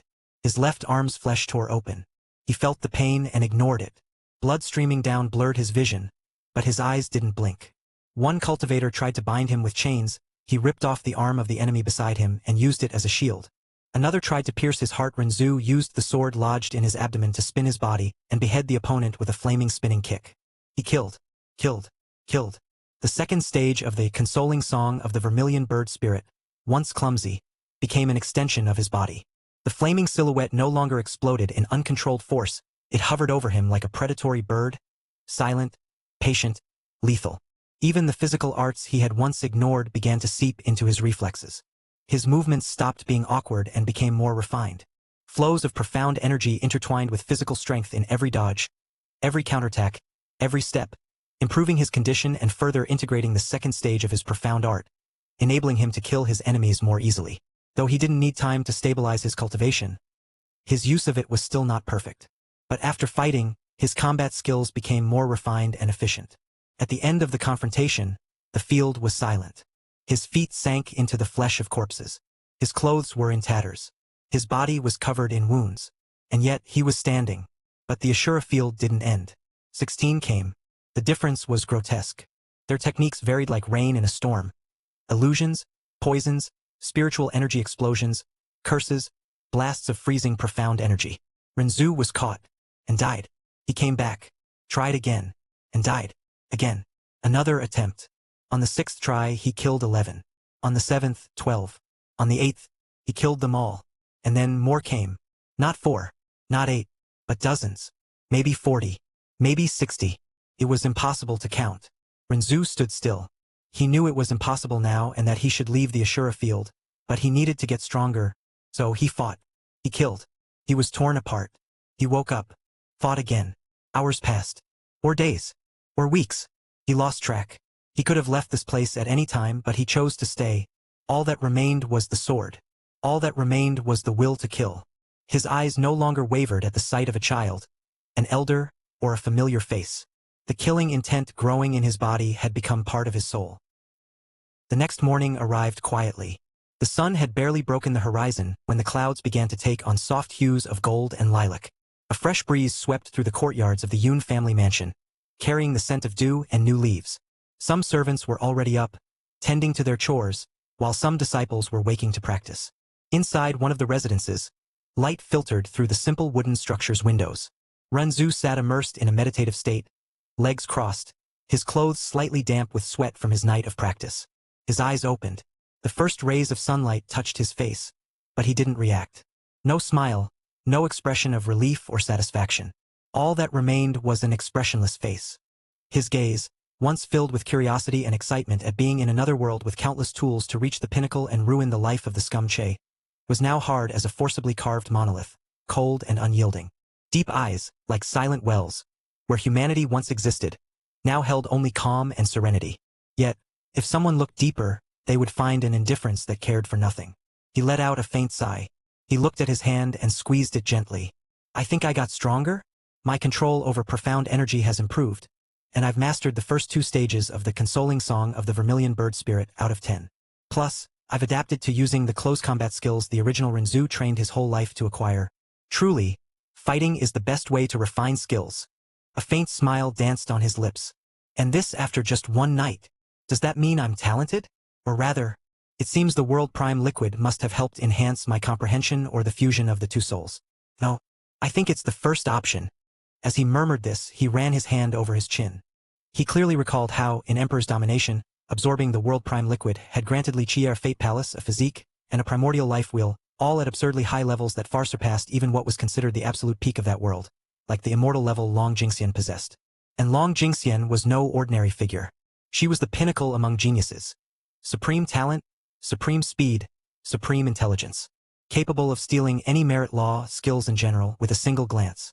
But even she was a mere footnote compared to Li Qie, who possessed the highest 3 attributes. The fact was that Li Qie didn't need to show anything. He was, in practice, omniscient. His mind carried the weight of billions of years of knowledge, experiences, and accumulated strategies. For someone like that, even demonstrating power would be redundant, like a king explaining to an insect what royalty is. That's why he didn't display his comprehension, which technically should have been greater than someone with an immortal-level fate palace after absorbing the world prime liquid.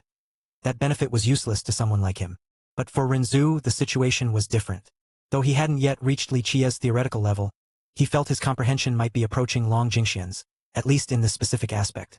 Of course, he still needed to conduct more tests to confirm, but his intuition, shaped by the logic of his situation as someone who absorbed a diluted version of the world prime liquid, told him he wasn't far off.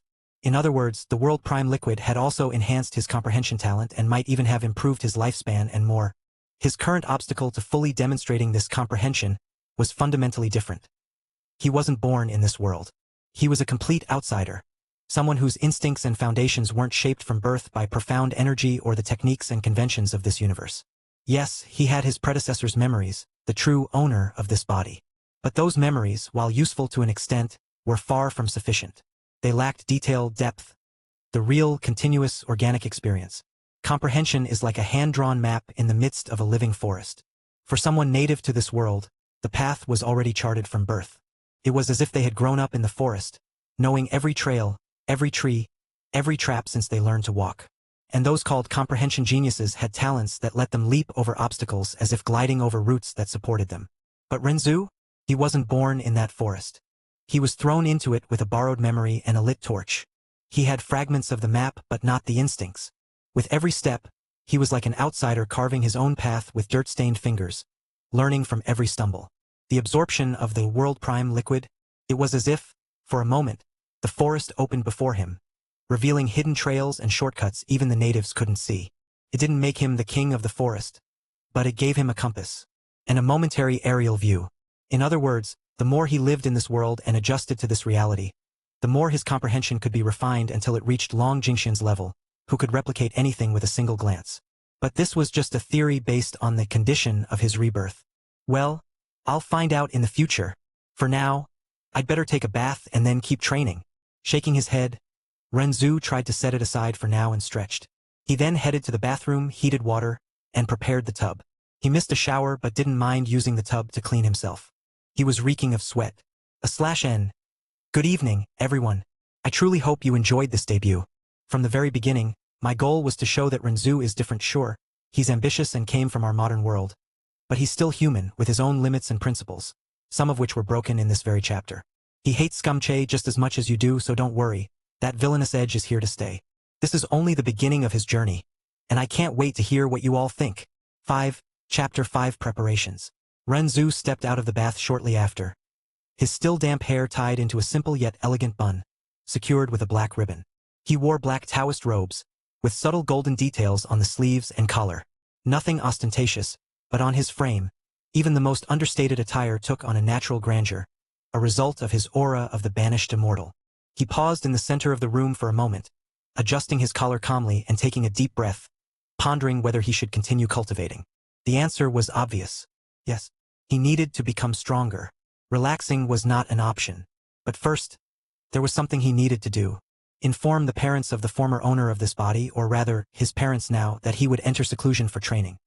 His predecessor might have been obsessed with cultivation and the profound path to escape the mockery of his peers, but he never failed to care for his parents. He always informed them of everything, even when he was about to dive into weeks of training. A small gesture, but one that spoke volumes about the kind of person he was. And to keep up appearances, Renzu knew he should do the same. Resolved, he decided to go find them. There was just one problem: his current appearance. He hadn't changed completely, he was still recognizable, the main features were there. But he had become infinitely more handsome. Not just handsome, inconceivably handsome. With his new aura, his features seemed hand-carved by the heavens. Long eyelashes casting perfect shadows, arched eyebrows that gave an impression of ancient wisdom, and a presence so imposing that the very fabric of his clothes seemed nobler just for touching him. He was like a living painting, an immortal who had descended from the heavens by mistake, or perhaps by whim. And that would be a problem. How would he explain this change to others? Renzu sighed lightly. Instead of panicking or seeking complex explanations like demonic possession, divine blessing, or the random favoritism of fate, he did what any sensible cultivator would do in his place. He decided to ignore it. If anyone asked, He would simply raise an eyebrow and reply with the utmost disinterest. Change? Must be my mother's chrysanthemum tea. With that settled, he left the room with firm steps, crossing the covered veranda that connected his courtyard to the back of the main family mansion. The morning breeze brushed against his face.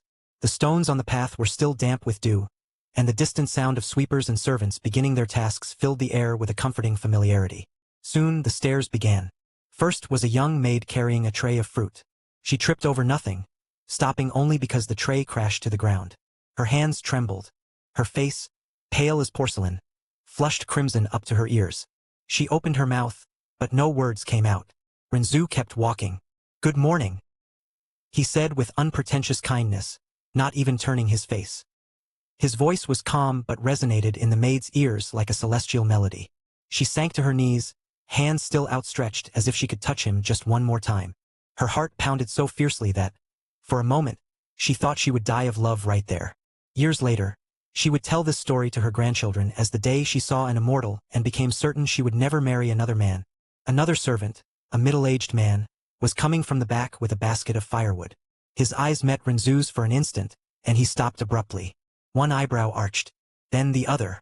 The man looked Renzu up and down as if reconsidering 40 years of preferences and certainties. "Young Master Renzu?" he ventured hesitantly. "HM? Need something?" Renzu replied, not slowing his pace. "It's just..." The servant coughed, choking on the air. "You seem a bit different, that's all." Renzu merely smiled in that way that seemed to hide 100 secrets while simultaneously saying, "I have no idea what you're talking about." The man stood frozen in place for minutes, staring at the ground. "I think I like men now?" As Renzu turned the corner of the garden, cherry blossoms scattered petals along his path. He finally spotted the courtyard and the mansion of his parents. Or rather, his father's mansion, since his mother usually spent most of her time at the Mu clan, thanks to her overly protective grandfather. The Mu family was one of the 12 guardian families, tasked with protecting the lineage of the demon emperor. They maintained an especially close relationship with the Yun family, a direct result of the marriage between the Mu family's princess, Mu Yuro, his mother, and the Yun family's patriarch, Yun Qinghong, his father. A small courtyard, a short pavilion, a stone table, a small emerald green plant vase. Near the plants was a wooden chair that seemed slightly old. Next to the chair was a weapon rack that appeared even older. However, there were no weapons hanging on it, nor any trace of weapons ever having been hung there. That was all he saw in the familiar courtyard. He stood in front of the main house and said in a soft voice, "Father, are you inside? I'd like to speak with you." A small movement could be heard from within the house. Shortly after, a middle-aged man's voice resounded. "Oh? Need something? Zuer? Come in." The voice was gentle but utterly devoid of energy, revealing traces of fragility. Suddenly, his heart stirred uncontrollably, as if an invisible needle pierced it, causing a deep, silent pain in the depths of his chest. Instinctively, he brought his hand to the spot, pressing over his heart, trying to contain that strange, suffocating sensation. He still couldn't get used to this unfamiliar emotion. Though he had seen his father only twice during the week since arriving in this world, the feeling hadn't diminished at all. On the contrary, it seemed to grow with every moment. Could it be the emotions of his predecessor echoing within him? It was the only plausible explanation. He couldn't understand why the fragility in the voice of a man he had never known made him feel the subtle but overwhelmingly real pain in his heart. Memories of his father's current condition flashed through his mind. Unfortunately, he still hadn't deciphered even 1% of the miracle of life. He would need time and deep meditation to understand it bit by bit. Only then might he, perhaps, be able to heal his parents. He made a mental note to dedicate himself to this during his upcoming seclusion, when he would begin cultivating in earnest. He let out a long, restrained sigh, trying to reorganize his thoughts, and then entered. The door closed behind him. In front of the wooden table by the door, a figure dressed in green robes slowly turned from the table. This was a middle-aged man who appeared to be about 50 years old. His face was pale, but even an ordinary person could tell that his paleness was due to illness. As a formidable, profound practitioner, his body had once maintained an extremely youthful state. However, what could be seen of his body now was a greatly aged state, with even 30% of his hair turned white. Yet these factors could not fully conceal the extraordinary temperament that transcended that of an ordinary person. His forehead still revealed a faint light of grace and calm. Even though his face had been redrawn with the marks of aging, his features still carried a refined look that could hardly be hidden. No matter who he was, no one would suspect that in his youth, he had undoubtedly possessed a rare beauty. Renzu greets his father. Renzu offered a formal salute. Yun Qinghong remained silent for a few seconds. His eyes, deep and still vibrant despite the weariness, scanned his son's face as if trying to confirm something his heart already suspected. It wasn't a cold analysis, it was the gaze of a father trying to understand a change he couldn't explain. Zuer, is it really you? Renzu raised an eyebrow, masking the slight discomfort with a casual touch to the collar of his robe. It's me, father. Why? His voice came out natural, light, almost distracted, as if he didn't quite understand the reason for the question. Yun Qinghong stared at him for a few more seconds, then, with a small gesture of his hand, dismissed the thought. No, it must be my imagination, he said, coughing shortly after. His palm closed over his lips, a dry, restrained sound that left the fragility of a body no longer matching the strength of its spirit lingering in the air. Maybe I'm getting too old to trust my own eyes, he added with a faint smile, trying to downplay his earlier comment. Cough, cough, cough, cough, cough. But immediately after, he began coughing severely. Renzu hurriedly stepped forward and said anxiously, Father, are you all right? Have you taken your medicine today? Yun Qinghong recovered quickly. Waving his hands lightly, he said with a smile, Your father is fine. The medicine I was supposed to take has naturally been taken. Otherwise, your mother would never forgive me. Renzu, inwardly, felt a pang of worry, but outwardly, he only returned a short, respectful smile. His father leaned back slightly, his arms resting on the wooden table as if the very act of maintaining his posture required effort. Then, with a softer gaze, he asked, Did you come to see me for a reason, Zuer? Yes, Renzu replied, lowering his head slightly. I came to inform you that I will enter seclusion. Yun Qinghong raised an eyebrow. For how long? A few months, maybe more, depending on how much progress I can make. There was a brief silence. The sound of the wind outside made the paper shutters rustle softly, and the faint aroma of old tea lingered in the air, subtle. His father nodded slowly. If it's for cultivation, then do what you must. But promise you'll take care of your health. Renzu nodded. I promise. Yun Qinghong observed him for a few more seconds, his face still serene but with that trace of silent worry that every father carries, no matter how much he trusts his son. Your face, it looks more mature, he said suddenly, almost as a stray comment lost in time. Renzu tilted his head slightly. Must be mother's chrysanthemum tea. Yun Qinghong laughed, or at least tried to. It sounded more like a muffled sigh. Of course, the tea. Once again, the conversation fell into a comfortable silence. I'm glad you came to tell me, Zuer, he said finally. Renzu paused for a moment. Then, with sincerity, he replied, I couldn't leave without telling you. You've always been there, even when others doubted me. Yun Qinghong closed his eyes for a brief moment, as if those words carried too much weight for his weary heart. And perhaps they did. When he opened his eyes again, he nodded. Then go. Cultivate. Do what needs to be done. Let me handle your mother after all. It's not the first time you've done this. Renzu bowed slightly in respect and turned to leave. But before he crossed the threshold, Yun Qinghong called out to him. Zuer. Renzu stopped and looked over his shoulder. If one day, it becomes too much to carry everything alone, you still have a home. Don't forget that. Your father isn't as useless as you might think. Don't be afraid to cause trouble or come to me for help. Renzu stood still for a moment. Then he smiled, a smile that needed no words, and he walked on. He walked calmly back to his courtyard while his mind wandered through countless other thoughts. The conversation with Yun Qinghong had been brief, almost simple, but it left a bitter taste in his mouth. He's not my father, he thought, eyes narrowing. But at the same time he is. The dilemma was subtle, cruel. Logic told him that Yun Qinghong was just a secondary character from a novel he had read in his past life. A name in a paragraph, the father of the protagonist he despised with every fiber of his being. Scumche.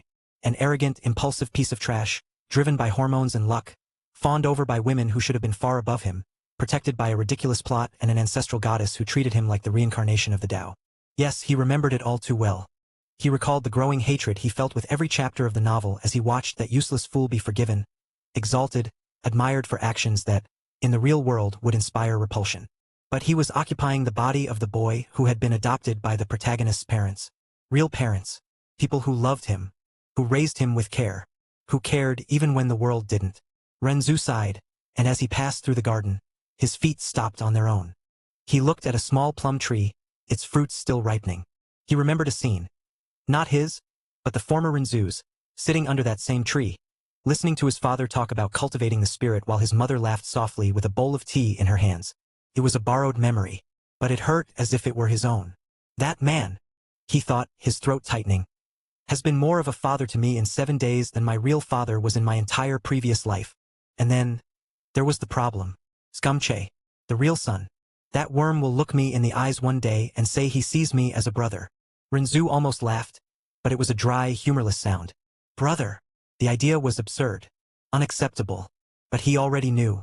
When that idiot found out that the once useless Renzu had been raised by his parents, he would surely make a spectacle of it. With his obsession for conquering everything around him, he'd try to turn it into another narrative of overcoming, brotherhood, and connection. Renzu scoffed with contempt. The only connection I want is my sword through his neck. But even that was uncertain, because he doubted two things.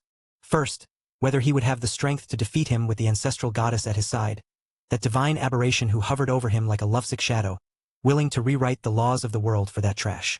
Second, whether he could face Muyuro and Yun Qinghong afterward. If I kill him, even with reason, they'll never forgive me. And that was what weakened him most. Because he, who should be a cold, logical, unshakable cultivator, now found himself caught between duty and bond, between what the world needed him to do, and what his heart, foolish and tainted by the memories of that other Renzu, feared losing. When he reached the entrance to his courtyard, he looked at the sky tinged pink by the morning sun. The clouds moved slowly, as if mocking his hesitation. What do I do? He murmured, too softly for anyone to hear. But no answer came, because perhaps there was no right answer, only choices and consequences. He crossed the threshold, entered his room and locked himself in. Now the seclusion would begin. Whatever path he chose, he knew one thing: nothing would be simple, and time, as always, was against him. Only 3 years remained until he would face the one he hated. He needed to become stronger. Aura of the banished immortal. The one who possesses it exudes a charm and appearance of such a high level that anyone who looks at them for long enough will fall completely in love. So deeply that they would be willing to throw their life away at a mere command. There is no possibility of resistance or recovery. A straight man would question his own sexuality. A woman would fall hopelessly in love and wait for him until her hair turned white. The aura of the banished immortal can unconsciously distort people's minds to make them believe his words. In other words, if he pretends to be unaware of his appearance, no one will ask something logical like how did he become so handsome? Because his looks and charm have already surpassed anything logical in the world. He would basically be a version of Chen Yinger, who is considered the most beautiful woman alongside the primordial chaos. But don't worry, that won't be the main focus. His appearance and strength just make romance easier to develop. That's why I made him perfect in terms of looks, while his power will gradually grow stronger over time. Fanfic novels, and hey, wanna just read ahead a bit? Fanfic novels for $2.99. You can read up to 5 chapters ahead. Perfect for avoiding spoilers or just binging. Fanfic novels for $5.99. You get full access to all content, no holding back. 6. Chapter 6: Closed Door Training. Renzu stopped in front of the closed door for a moment. He let out a sigh, locked the door, turned on his heels, and walked with measured steps to the center of the room. He sat on the edge of the bed for a moment, his eyes fixed on his hands resting on his knees. Then, with a firm and unhurried movement, he crossed his legs and settled in the center of the mattress, back straight and shoulders relaxed. The silence lingered. Thinking too much about that guy was like willingly drinking poison. He knew what he felt: disdain, repulsion, a cold anger. And he also knew he couldn't let those feelings take up too much space. The only priority now was simple: to become stronger. He closed his eyes. In his mind, he outlined a simple yet effective training plan to grow stronger. In the morning, he would dedicate himself to physical strengthening with the Heavenly Tyrant Manual. In the afternoon, he would cultivate his profound strength through the 10 Extreme Taos. At night, he would study the miracle of life, and, instead of sleeping, use his rest hours to deepen his martial intent. During this period, he would train relentlessly in the mental battlefield, refining his skills while mastering the unlimited sword art and the soothing song of the vermilion bird spirit. With this in mind, he decided to begin his physical training. It could be said that this method was divided into strength training, flesh training, viscera training, muscle alteration, bone forging, and pulse condensation, all of which were included. Beyond these stages, there was also the stage of marrow tempering. Above the marrow tempering stage, there were indeed others, the 8 hidden inner gates. Using the 8 trigrams to align with the movement of the 9 celestial organs, one could open 8 gates within the body. Then, the 9 stars of the Tao Palace. With it, One could break the body's limits and reach an even higher level of strength. But that was still far from his reach now. His first stage was strength training, and it came to his mind like a book being opened detailing everything about it. The manual not only explained how to reach the extreme of this level but also included training for precision and control over the amount of force used. Once greater control was achieved, a person would be able to use their palm to turn a tree trunk into fine fibers. They would have near-perfect control over every gram of their strength. He breathed in a specific rhythm, initiating the methods of the Heavenly Tyrant Manual, to use profound energy to strengthen his body. His goal at that moment was only to test his natural body cultivation speed without resorting to auxiliary materials. However, he was surprised to find that his progress was even more impressive than he had expected. The profound energy flowed from his profound veins, coursing through his entire body and refining every part of it at an extraordinary speed. He could feel the difference after a few minutes. His body was improving. Could this be one of the benefits of having absorbed the Prime World liquid? According to the novel's information, this liquid was capable of transforming the body into an unparalleled treasure. Although he had only refined a diluted version, it still undoubtedly granted him countless hidden benefits. In any case, this was advantageous for him. He wouldn't need to rely on many resources so soon to aid in his physical training. He could focus on making the most of his body's current potential for now. The hours passed in silence. The sun made its natural movement in the sky above. Slowly, the shadows in the room shifted. The profound energy continued to circulate with increasing fluidity, refining not only muscles and tendons but even the subtlest structures of his physical body. During the process, Renzu remained still as a mountain, each breath aligned with the rigorous methods of the Heavenly Tyrant Manual. Sweat began to trickle down his temples, running down his back and soaking the sheet beneath his body. But he didn't stop. At a certain point, his body began to emit small crackling sounds. It was the sound of muscles compressing, tendons tightening with greater density, bones vibrating slightly under the pressure of physical progress. And then, finally, his black eyes snapped open. For a moment, they remained calm and impassive, reflecting only the emptiness of late morning. But soon, a faint smile appeared at the corners of his mouth, subtle, but brimming with confidence. He had reached the peak of strength training. Even without using a single drop of his profound strength, his body was already capable of exerting a brute force equivalent to 2,500 kilograms, far more than he had expected. He supposed this was due to the special nature of his physical body. By his estimates, his combat prowess should now be at the peak of the true profound realm, thanks to the physical enhancement he had achieved and his vermilion bird profound art. Well, he would have to test it later in the Azura battlefield to be sure. Something he had learned while killing enemies in that place, or perhaps an instinctive awareness inherited from the former owner of his body, was the ability to discern the cultivation level of those he faced. Even before strengthening his body after just one night of battles in that field, he was already capable of facing cultivators at the 4th level of the profound realm, despite being only at the 1st level. Rising from the bed, Renzu felt his body lighter, as if every part of him was vibrating with compressed vitality. His reflexes, the precision of his movements, the firmness of his steps, everything had been elevated to a new level. He observed his hands for a moment, rotating his wrists with curiosity. His bodily control had become almost perfect. "Let's see what it's like to punch with 2.5 tons of force," he murmured, taking 2 steps to the center of the room, inhaling deeply, grounding his stance, and focusing all his newly acquired strength into a single punch forward. The impact was silent for a moment. Then came the dry boom. The air in the room shook as if hit by a contained explosion. Renzu's punch didn't hit any walls, but the shockwaves spread with invisible violence. The generated wind rattled the paper windows as if a storm had passed through the room. The sound echoed through the ceiling beams, and fine dust fell from the cracks as if the house had trembled for a second. On the floor, a circular pattern of cracks spread around his feet, like webs slowly expanding across the floorboards. There's really nothing more satisfying than a powerful body. Renzu observed the result with a light gasp, surprised but satisfied. He then calmly returned to the bed, crossed his legs again, wiped the sweat from his forehead with the back of his hand, and prepared for the second cycle of the day. Now it was time to cultivate his profound strength. Without hesitation, he closed his eyes again, positioned his fingers in a simple seal, and activated the 10 extreme das. Renzu's breathing slowed almost imperceptibly. The room's temperature rose slightly. It was as if his body had become the center of an invisible whirlwind. The profound energy between heaven and earth began to converge toward him, entering through his profound entrances rapidly. At first in small threads, then in dense streams, and finally, like a current pulled forcefully by a dam breaking. His profound veins opened with surprising veracity. The energy was drawn into his body at a pace that surpassed even the most optimistic expectations. Even extremely talented cultivators would take days to achieve what he was beginning to accumulate in minutes. The 10 extreme daos were not only a powerful technique that aided in faster cultivation. They also had 10 paths, of which he was following the path of fire. Thus, while cultivating his profound strength, he was also comprehending the law of fire. Doing both at the same time required considerable concentration, so his mind's full focus was on it.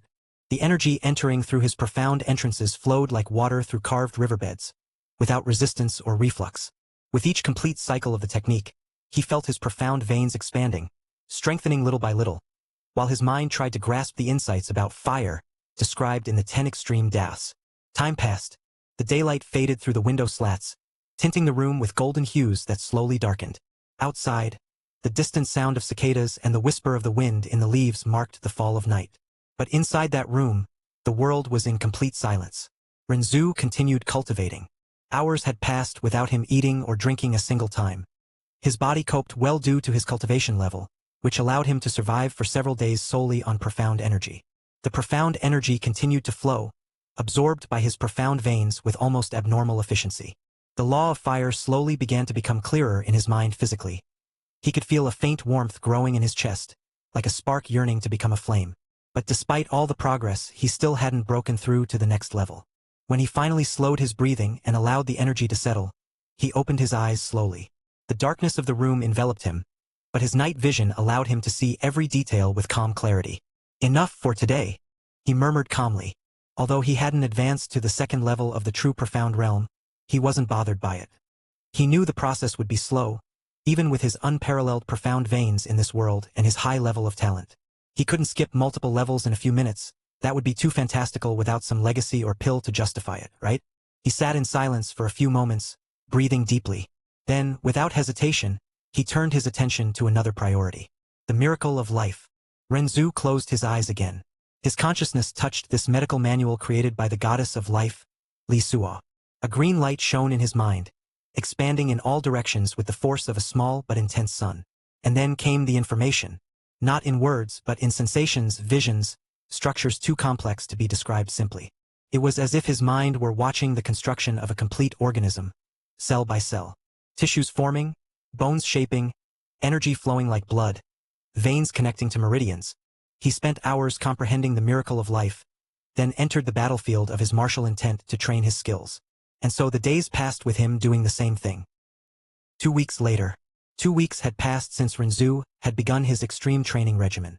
During this time, he remained in complete isolation. Each day was rigorously divided between physical training, profound strength cultivation, studying the miracle of life, and battling within the space of his martial intent. That night, the scene was different.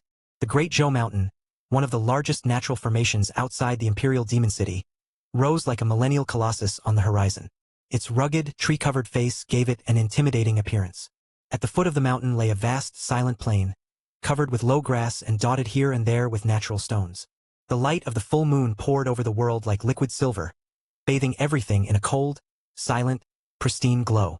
There, in the center of the plain, Renzu stood, motionless.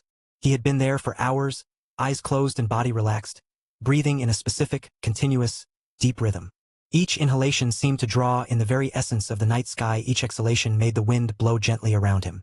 It was as if the grass dancing in soft swirls around him moved because of his breathing. Dew had already accumulated on the taller blades. One drop, in particular, grew slowly on the edge of a curved leaf just above Renzu's head. And then, with the graceful slowness of nature, it fell. Plim. The drop landed softly on the tip of his extended finger, rolling across his skin until it rested in the center of his open palm. It was at that moment that he opened his eyes. Black, deep as a starless sky, yet calm as the surface of a frozen lake. Without a single word, he slowly closed his fingers, forming a firm fist. His shoulders aligned, the muscles in his legs tensed. A simple movement, but perfectly coordinated. And then he threw a punch. Boom! The sound reverberated like muffled thunder among the mountain slopes. The dewdrop, now propelled by the absurd force contained in that single blow, shot through the space in front of him like a streak of light. The massive rock, located over 30 meters away, exploded on impact. The solid block of stone cracked like glass under pressure and shattered into millions of pieces, each fragment reflecting the moonlight like broken stars. The impact was so clean, so focused, that the point where the drop struck was perfectly pierced, as if a beam had passed through the solid matter without causing chaotic dispersion. Silence returned, and Renzu remained still for a few more seconds, his fist still extended. Only his breathing resumed its slow rise and fall.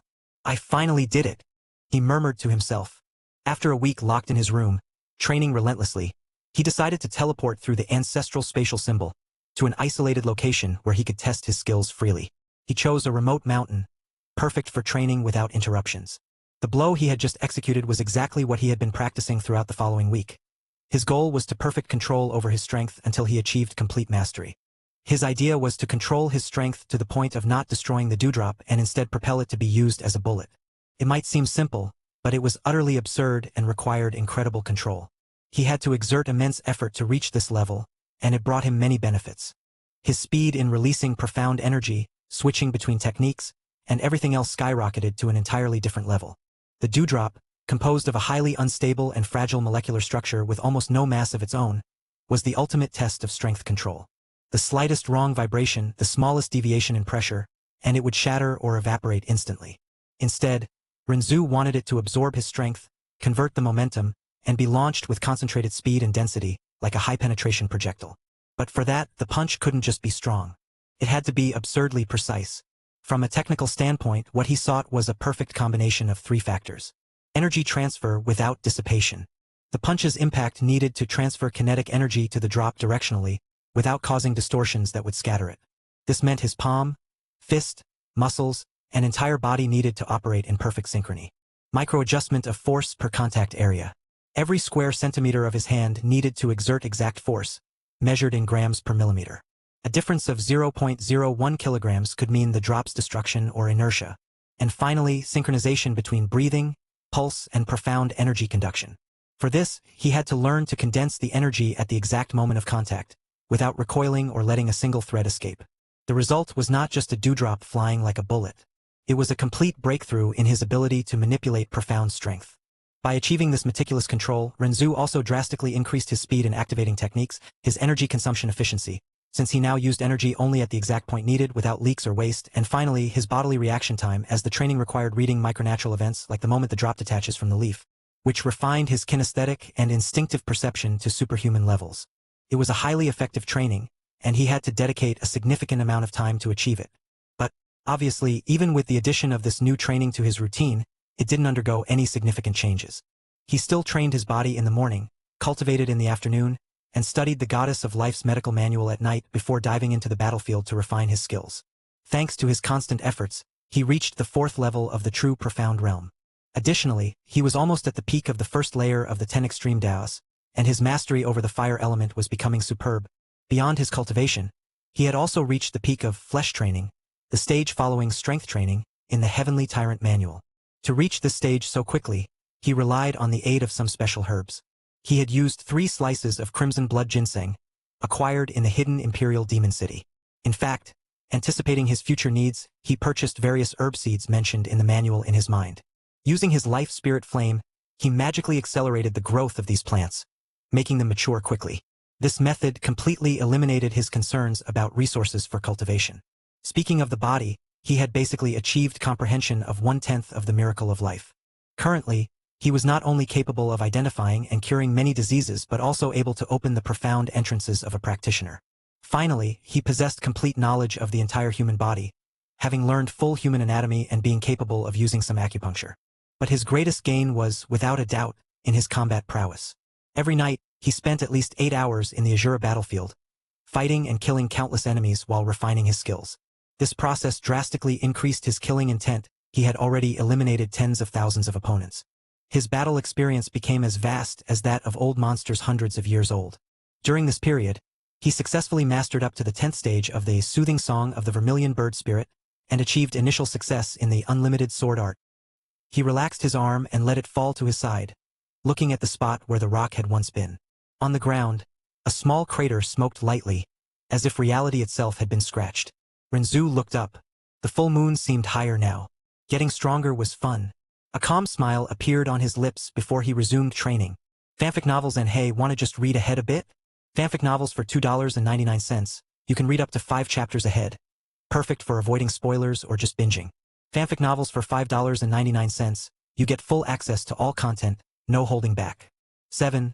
Chapter 7. 3 months later. 3 months later. The night was thick as spilled ink across the sky, not a single star visible. The depths of the Great Joe Mountain were immersed in dense shadows, where even the moonlight dared not fully penetrate. It was in this abyss of darkness and silence that the boom occurred. Boom! A sonic sound cut through the air like an invisible spear, making the surrounding trees bend under the brutal pressure of the shockwave. Stones broke loose from the slopes, animals instinctively retreated, and the ground trembled as if the mountain itself were about to collapse. At the center of the devastation, the colossal body of an earth-profound beast lay motionless. The creature was over 10 meters long, with a muscular, elongated body resembling a mix between a lion and a draconic centipede. Its back was covered by a glossy black carapace made of mineral scales that seemed forged under immense heat, each reflecting light like molten metal beneath ashes.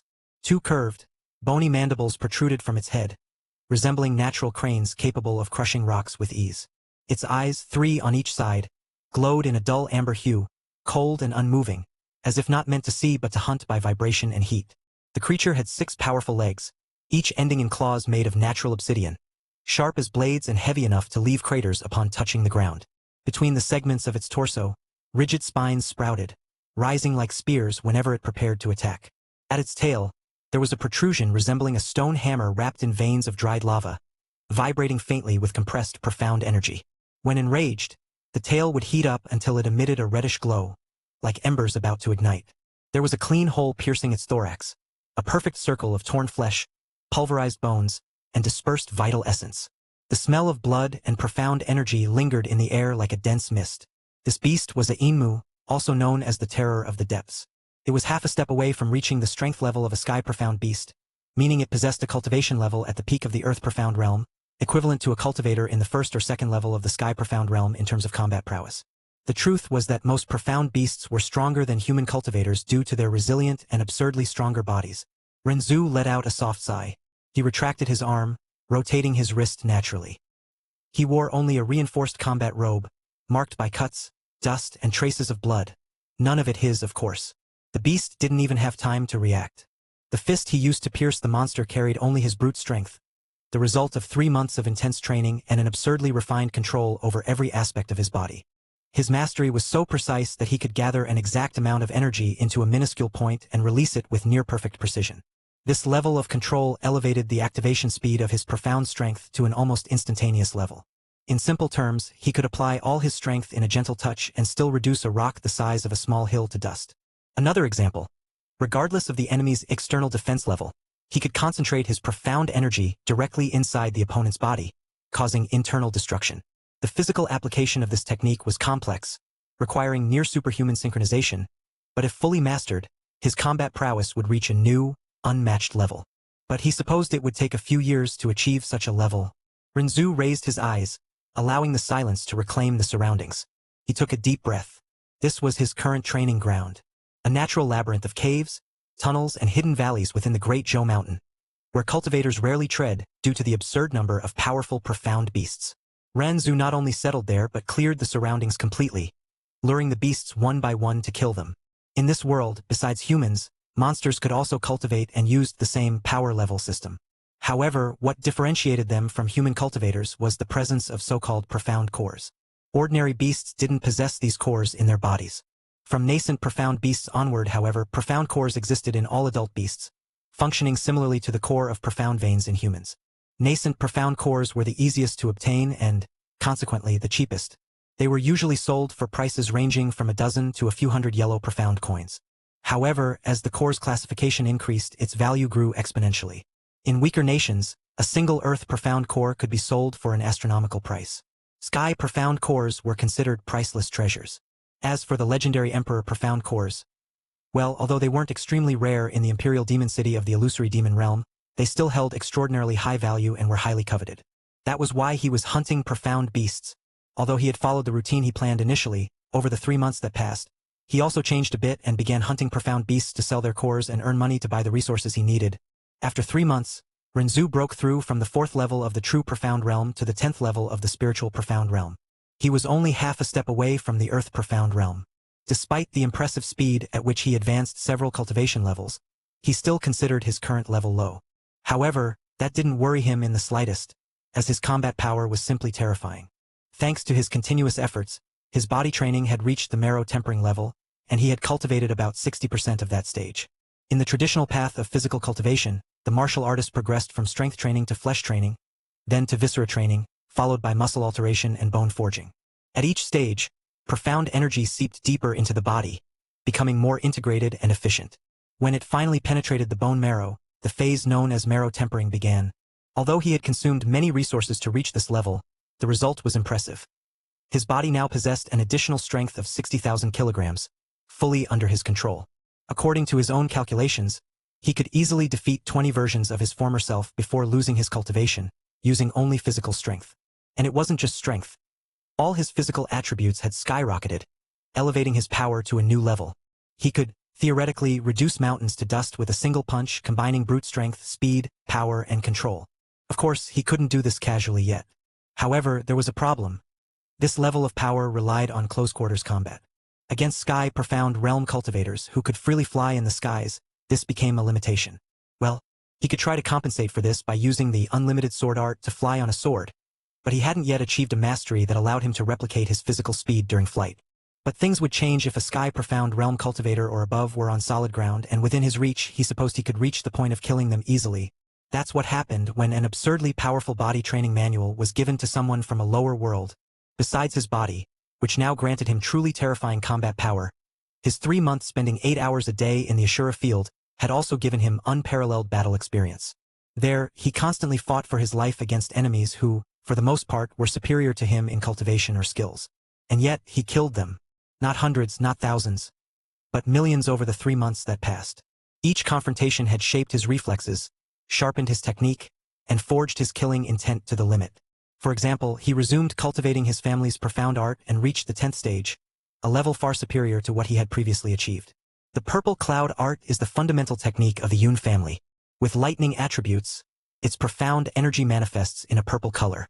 Although it wasn't as impressive as some of his other profound arts, he still decided to master it, as it was the main profound art of his body's former owner. Besides fully mastering this technique, he also successfully advanced to the 3rd sword of the unlimited sword art, an art divided into 7 swords. For the 4 lower-level swords, one who masters them can already be considered a sword master. By training the 1st sword, the cultivator can defend against hundreds of enemies, manipulating blades in the air as extensions of their own will. With 2 swords, one can resist 1,000 adversaries, with 3 stand against 10,000. Upon reaching the 4th sword, the cultivator awakens the so-called spiritual sword techniques, instantly doubling their destructive power. After the lower level came the intermediate level. Upon mastering the 2 intermediate swords, the title of Sword Saint becomes appropriate. A Sword Saint, even with a single sword, can control 10,000 blades. The exact number varies depending on the density and quality of the available profound energy, but for such figures, the sky becomes an arsenal. Upon mastering the 2nd intermediate sword, the cultivator can form sword stars, manifestations that replicate the stars in the firmament. For each star visible in the sky, a stellar sword can be summoned. Finally, at the absolute pinnacle lies the mastery of the superior level swords, the domain of the sword god. A true sword god possesses infinite swords, absolute control over the Tao of the blade. Nothing escapes their blade, and no creature can stand before their judgment. Their cut is not merely physical. It is a truth that tears the world apart. If someone became a sword god, then the world would have no choice. All creatures, mortal or immortal, would bow before them. Within the hilt of the sword he kept hidden under his robes rested an arsenal worthy of challenging the heavens. 180,000 beginner-level swords, 150,000 refined swords, 2,995 origin swords, and 5 divine swords. In combat, he was already capable of simultaneously manipulating over 3,000 beginner swords, 2 refined swords, and even 1 origin sword, a feat that would require centuries of dedication from a talented sword path cultivator. But the true monstrosity lay in the fact that he had become one with each of these swords. Each sword had its own soul, weight, intent, rhythm, and thirst for blood, and he understood them deeply, as if he had been born to wield them all. 3 months. That was all it took to achieve this. Calling his sword talent supreme would be an insult. Perhaps that's why he chose to fight with his fists, because he felt that if he used the sword, he would kill his enemies too easily. Another important point worth highlighting is that he had reached the 2nd layer of the 10 extreme Taos. he successfully cultivated to the pinnacle of the fire path, becoming completely immune to any type of flame. Moreover, he began to control the fire element as naturally as he breathed, even flames generated by other cultivators. In fact, any fire-based profound art had become useless against him. As he needed to choose another element to cultivate the 10 extreme Daos, he chose the lightning element, having an idea to accelerate his progress on this path. As for the miracle of life, Renzu now understood over 60% of the manual, enough to perform bodily diagnoses with a simple touch or glance. He could even grant heavenly god profound veins to someone, easily opening profound entrances, use medical skills to disguise himself, knew every molecule of human anatomy, and had a greater understanding of light profound energy. He thought about soon healing his parents. With a sigh, he approached the carcass of the profound beast and, with a swift movement, removed the creature's core. The energy within it swirled with an intense amber light, a sign of the high purity accumulated over decades. He observed the core for a moment before storing it. Renzu shrugged lightly. Now that the hunt for profound cores is over, a stroll wouldn't hurt. In the next instant, a long, elegant sword appeared in his hand as if it had sprouted from the air. Its blade emitted a silvery glow, with ripples of light flowing gently along its length, as if the metal itself were alive, pulsing. There was no sound, no wind, just a silent manifestation of pure sword intent. With a light push of his feet, he rose into the air, and the sword followed naturally, positioning itself under his feet as an extension of his own body. Energy flowed effortlessly, forming a thin layer around him, cutting through the air with a speed impossible to track with the naked eye. Whoosh! In the blink of an eye, he had already shot beyond the clearing. The strong wind whipped against his tattered robe, but Renzu remained as still as a mountain amidst a storm. The sword beneath his feet didn't tremble in the slightest. It was stable, perfect, sharp as a bolt of lightning. He controlled the blade with such mastery that every curve, dive, and swerve in the air was executed with near-artistic precision. He darted through the hidden valleys of the Great Zhou Mountain, slicing through low clouds, leaving a trail of pressure in the air and sparkling embers where the sword's metal tore through the suspended moisture. Below, the trees bent in his wake. After a few minutes feeling the wind against his face, Renzu frowned. Had he seen a lake? Slowing down, he approached cautiously. It was a very small lake. In fact, it was barely larger than a pond, and with a single glance, its limits were visible. However, the water was exceptionally clear. Even under the hazy moonlight, he could see straight to the bottom. The area within 70 meters of the lake was covered in thick, wild, uneven foliage, but the plants growing there didn't have a healthy green hue. Instead, they seemed dry and wilted. Within this circle around the lake, an area that should have been more than suitable for plants to thrive, there wasn't a single blade of grass growing. It was just barren land. The night breeze moved away from the lake's surface, and this wind, which should have carried a cool, refreshing sensation from the lake's water, instead made him experience a unique feeling of dry heat, which was extremely bizarre. His heart skipped a beat, and he crouched, dipping his hand into the lake. The water wasn't cold. Instead, it was almost at body temperature. The Imperial Demon City was located in the north of the illusory demon realm, thus, it should be a cold region. At that moment, being nighttime, the lake's water should have been cold to the point of freezing. It definitely shouldn't have been warm like this, and upon approaching, he could sense that this heat was the result of flames that were not inferior to his own vermilion bird flames. Was it from the Golden Crow? Was someone possessing the Golden Crow's lineage there? In the illusory demon royal family, everyone possessed some degree of the Golden Crow lineage, and the demon emperor's lineage had the purest of them. Could it be possible that someone from the illusory demon royal family had bathed in this lake? Could it be? Approaching a bit closer, he completely concealed his presence and descended from the sword, hiding behind the bushes. The foliage wasn't very tall, but it was extremely dense, enough to cover his entire body. Not long after he hid, a vague figure appeared in the sky directly within his field of vision. Then, in just a fraction of a second, the figure seemed to glide through the night sky like flowing light, closing in until it was only 100 meters from where he was. So fast, Renzu exclaimed in his heart. At the same time, he quickly lowered his head to avoid the other noticing his gaze. Once one's spiritual perception reached a certain level, even without using their eyes, they could sense if they were being watched. And he had that kind of ability. The astonishing speed of the other person was the manifestation of an incomparably intense force. This person's strength might not even lose to that of his father, Yun Qinghong. Soon after Renzu made his gaze more discreet, he suddenly noticed that the other person's speed had noticeably slowed. Then, they stopped not far from where he was, still hovering in the air. A profound energy aura was released from this person's body and swept the surrounding area. It also passed over him but continued without stopping. This was proof that he still hadn't been detected. But when the profound energy aura passed through his body, it made him go violently rigid, his organs suddenly contracting. A bone-chilling shiver filled him completely, seeping even into his blood. This person, what a terrifying aura! Renzu was fully convinced that the strength of this profound energy aura was not inferior to Yun Qinghong's in any way.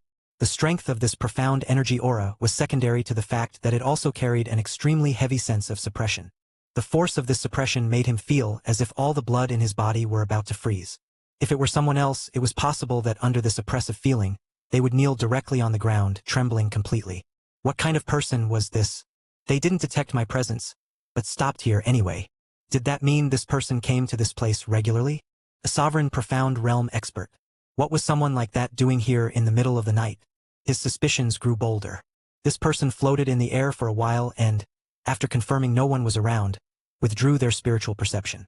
At the same time, he carefully raised his head to look in their direction. Due to the relatively clear moonlight, he could clearly see this person's features. After doing so, his expression instantly turned to shock. Not because he saw a girl, but because of how beautiful she was.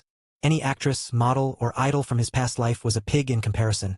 Even number 7 under the heavens from the old Renzu's memories was far inferior. She wore a long, ill-fitting gray dress. No, it couldn't be called a dress rather.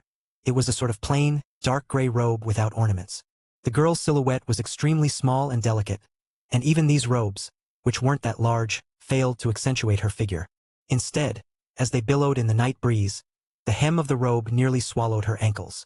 This girl was dressed in a truly strange way.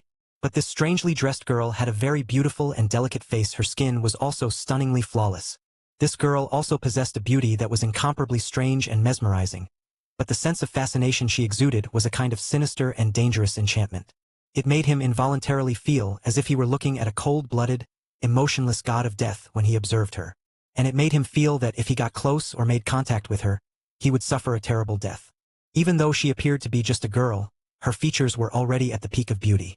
However, the sinister, bone-chilling coldness she emanated was even more extreme than that. He was certain that when people faced her, the first thing they would notice wouldn't be her breathtaking beauty, but rather a pure terror caused by her aura and her gaze. While floating in the middle of the night sky, her eyes also had an unusual, dark blackness, gleaming with a black light under the moonlight. After noticing those eyes, he felt as if he had been dragged into an infinite, deep night sky, one without limits. And as soon as he fell into that gaze, it was as if he had been thrown into an eternal abyss of pure darkness, never to escape. He practically averted his gaze instantly, as a shiver ran down his spine.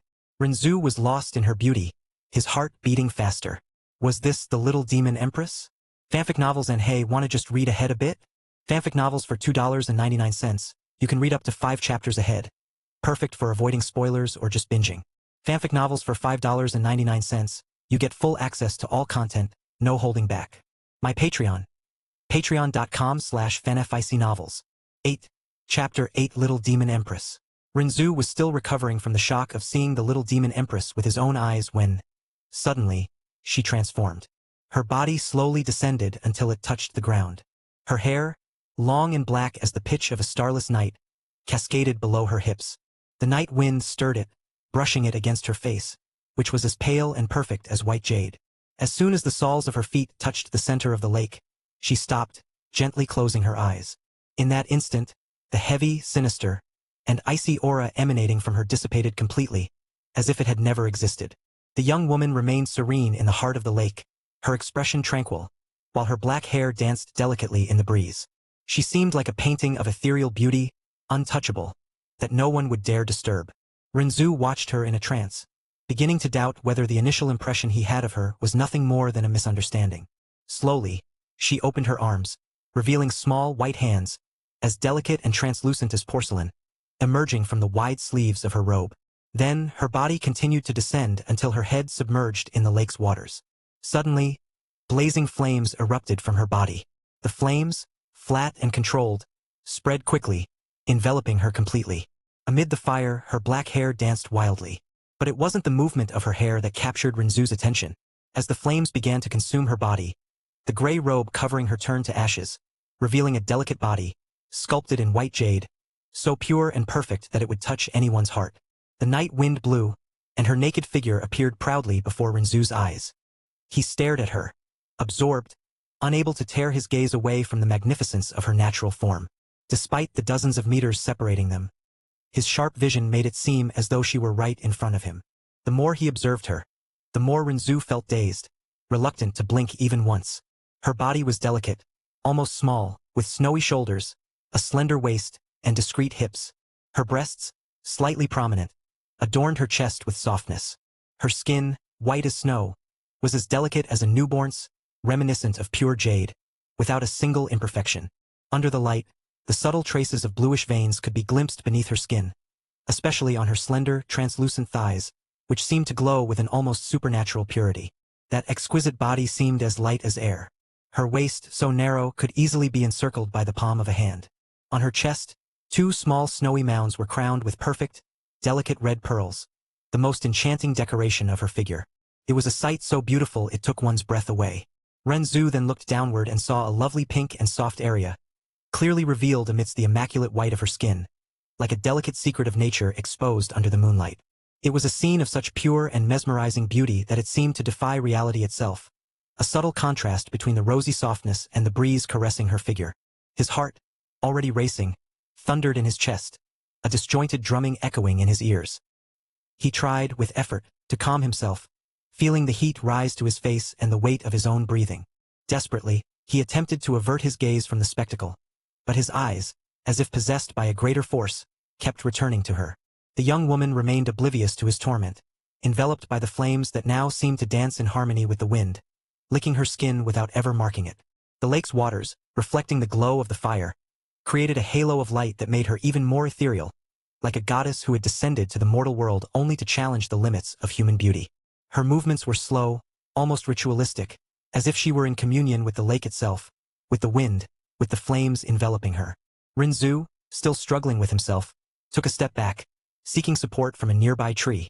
His trembling hands gripped the rough trunk, hoping to anchor his mind, which seemed to float in a sea of thoughts. But even with the effort, he couldn't erase her image from his mind. Every curve, every line of her body seemed etched into his soul, a vision he knew would haunt him for countless nights. This was why he had always loved the theme of Eastern fantasy. The beauties described by authors were incredible, but nothing compared to the reality before his eyes. He stood frozen in a stupor, watching the naked girl in front of him. Renzu, little by little, managed to calm the turmoil in his heart. His hands, still clutching the rough tree trunk, relaxed. He allowed his eyes, now less dominated by the daze of the mesmerizing vision, to appreciate the young woman. She remained in the center of the lake, enveloped by the flames that danced in harmony with the night wind. Her ethereal figure reflected in the waters like a living painting. Her beauty was undeniable, and as various thoughts flooded his mind, igniting a certain fire in his body, he began to shift his attention to another detail: the flames surrounding her.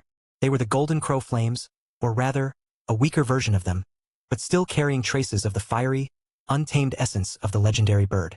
Renzu recalled the details his predecessor had read when younger in some books. Although members of the illusory demon royal family possessed the bloodline of the golden crow, this heritage was passed down through generations, diluting over time. The flames they conjured, though far more powerful than ordinary profound flames, could not be considered the true power of the golden crow. The last person to wield the authentic golden crow flames was the late demon emperor, the only one who, according to legends, had been accepted and blessed by the golden crow. He knew that only those who received the golden crow's blood could access the true flames and the profound art known as Record of the Burning World. Without this blessing, members of the illusory demon royal family relied on their bloodline heritage to ignite flames that carried only characteristics of the golden crow. Furthermore, everyone in the family, except the demon emperor, cultivated other forms of profound fire arts, complementing their abilities with varied techniques. He couldn't help but compare the golden crow flames to other legendary ones. His mind wandered to the 3 supreme fire beasts: the vermilion bird, the phoenix, and the golden crow.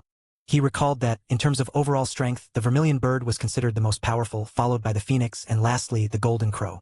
However, when it came to the pure power of flames, the golden crow reigned supreme. This was because strength wasn't the only criterion.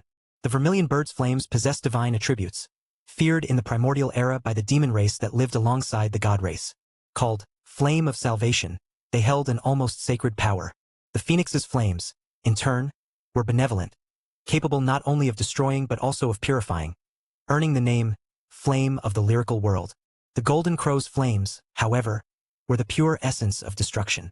Known as the sun bird, the golden crow was, according to legends, an extreme divine being born from the core of the sun. Its flames, scorching and violent, had no purpose other than annihilation. It was said that there was nothing in the universe that the golden crow's fire could not burn. Of course, this ranking was based on the recognition of the masses' hearts. Although the golden crow was not an evil beast, its emotions were as intense and untamed as its flames, making it less revered than the vermilion bird with its salvation or the phoenix with its lyrical world. However, the golden crow's fierce personality did not accept such a hierarchy.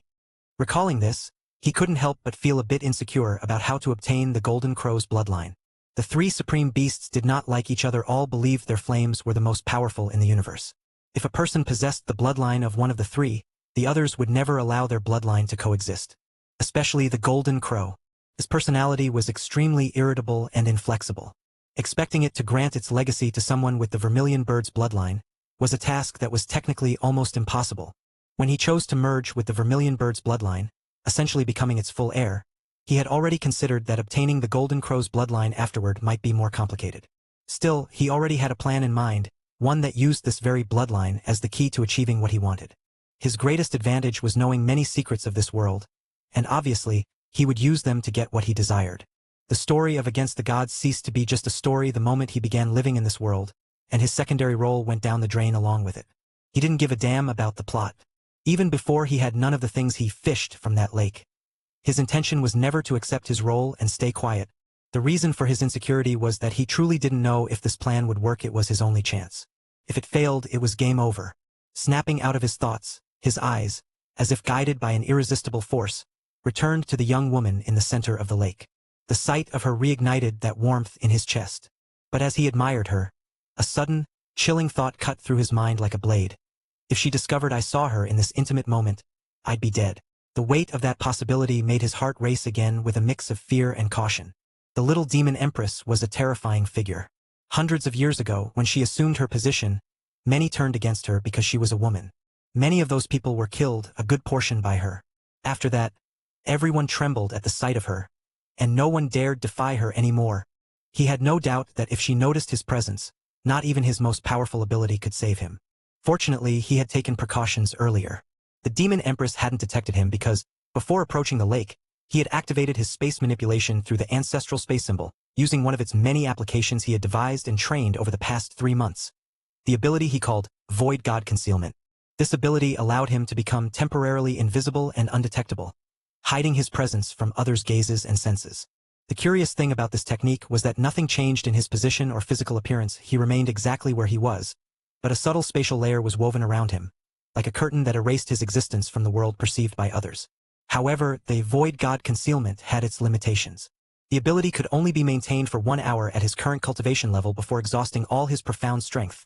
If he didn't have near-perfect control over his profound energy, achieved over the past 3 months, he wouldn't last even 10 minutes. Another point was that he doubted it could fool an expert above the sovereign profound realm.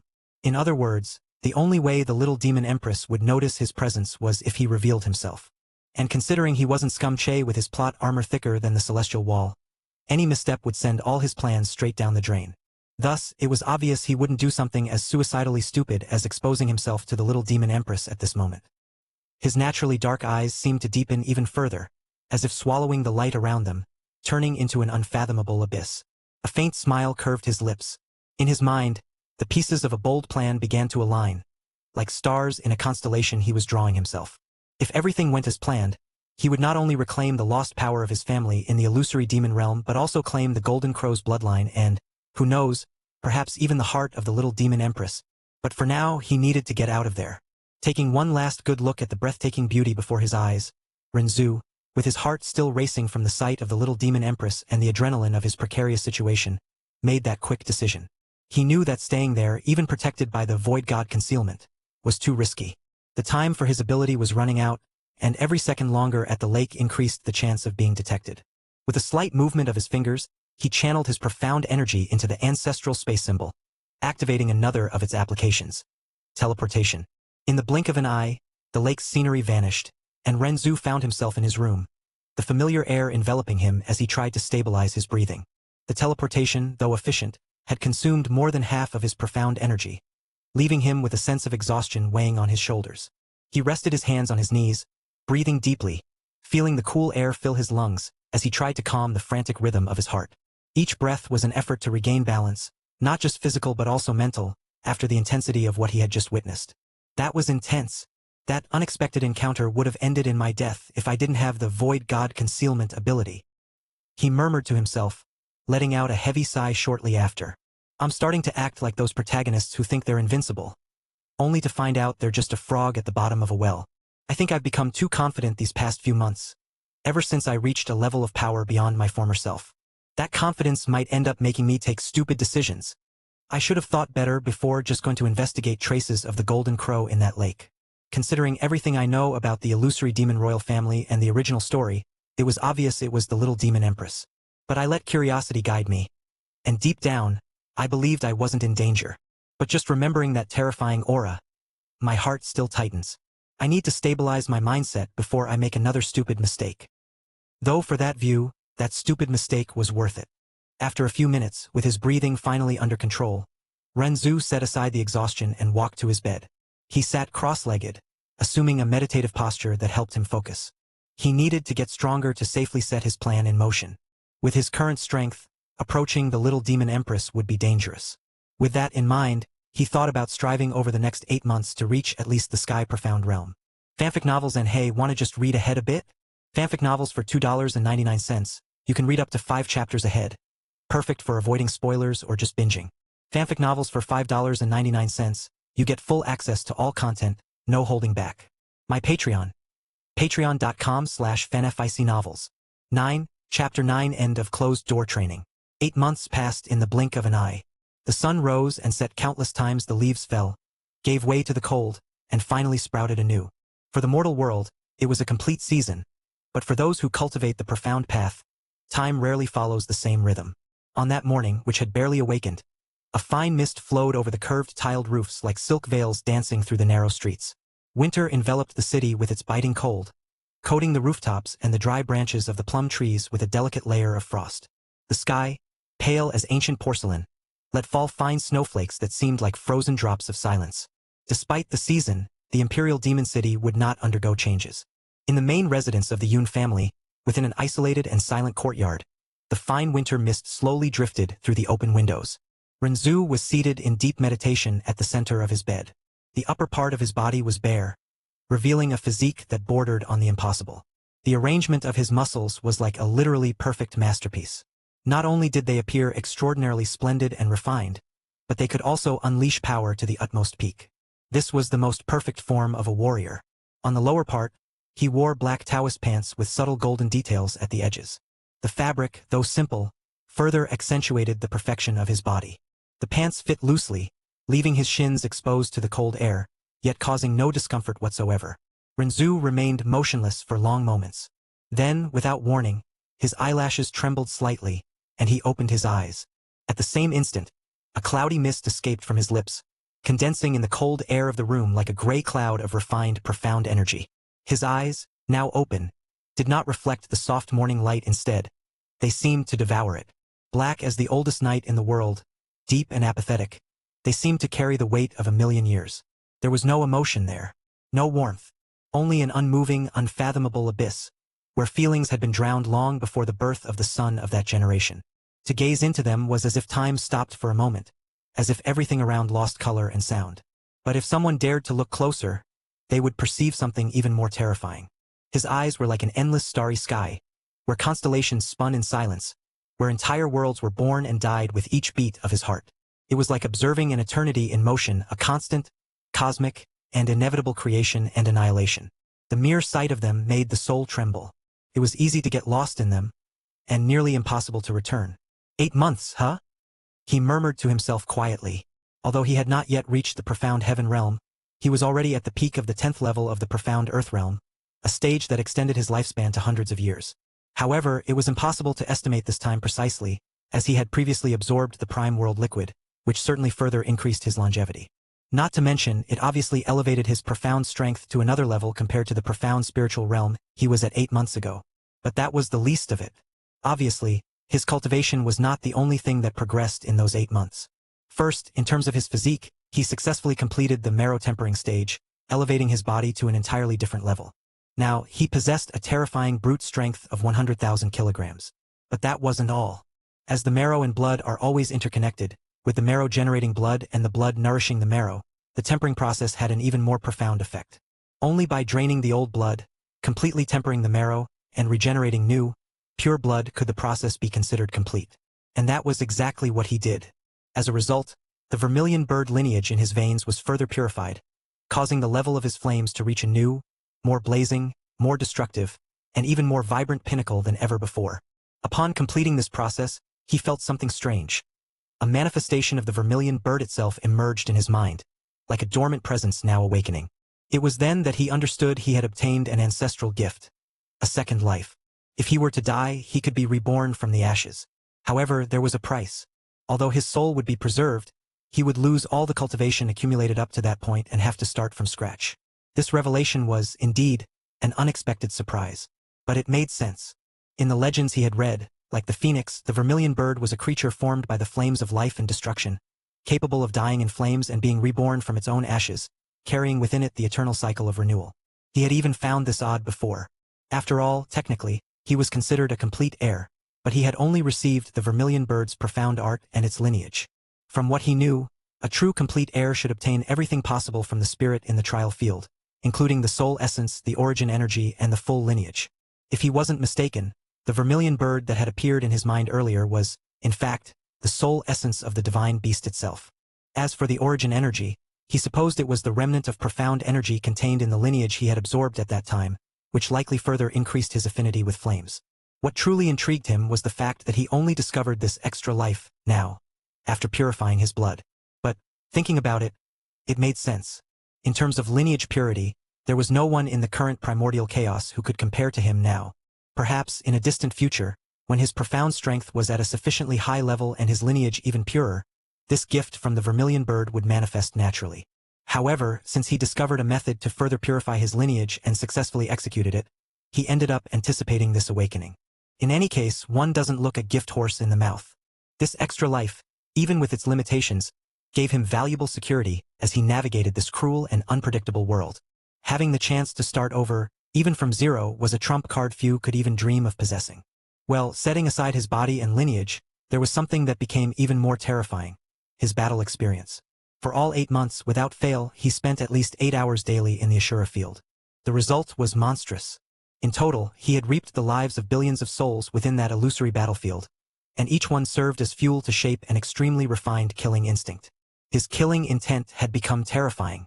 To ensure his killing intent didn't become just a convenient skill to intimidate weaker cultivators, he refined it to the extreme and, over the 8 months, created a unique, profound art: the art of the slaughter god. In the final months of training, he managed to establish the first stage of this art, named Killer Heart. This stage consisted of the direct fusion of his killing intent with his profound energy, not only exponentially amplifying his destructive power but also allowing it to manifest tangibly, even condensing in his eyes for a direct attack. This technique became known as one thought to kill. With it, he could launch an invisible and instantaneous attack that directly targeted the mind and, by extension, the soul of his target. Those whose spiritual strength was below his had no chance of resisting. Many died on the spot. Others, if lucky, only went mad or were reduced to empty husks. He not only created the tactics of the slaughter god but also completely reformulated one of his old techniques. The purple cloud art, which was previously his only profound art in the path of lightning, was dismantled and rebuilt from scratch. With his understanding of the law of lightning already at its peak, the process was natural. The result was the creation of a new, even more powerful and refined profound art: the 9-star Thunder King art. Unlike the previous one, which had 10 stages of linear progression, this new art contained 9 stages, but each represented the absolute pinnacle of the lightning Tao in its purest and most destructive form. He spent 8 months refining it to a level he deemed acceptable. This was only possible because, over the past 8 months, he reached the 3rd stage of the 10 extreme Taos. With this, he gained absolute immunity to the lightning element, making it completely subservient to his will.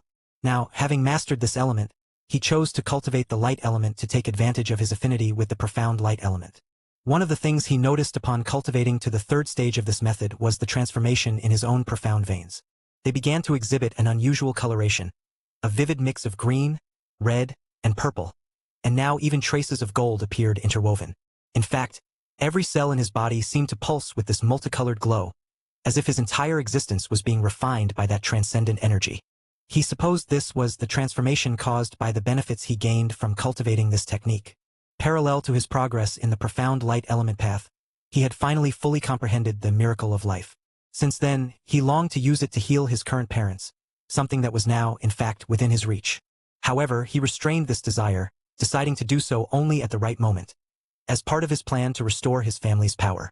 For that, he needed to become even stronger. Another aspect that advanced significantly was his swordsmanship. He had achieved the cultivation of the 4 swords of the boundless sword art, thus becoming a true sword master. Indeed, reaching this stage granted him a profound understanding of the sword path, the result of countless hours of practice and refinement. Now he was capable of controlling 10,000 swords of the sword fist, manipulating each one with his profound energy. More than that, he had trained with each one individually until each blade became a natural extension of his being. He could also use some profound arts contained within the sword art and even refine some of them to better suit his style. His combat style was shaped over the months, born from the fusion of the hard and soft aspects of martial arts. Practitioners of the hard style face force with force, counterattacking directly and seeking to subdue the enemy with sheer brute power, something he executed perfectly thanks to his terrifying physique. Practitioners of the soft style, on the other hand, react indirectly, dodging, redirecting attacks, and exploiting openings with precision. This was also natural to him, a result of his vast battle experience.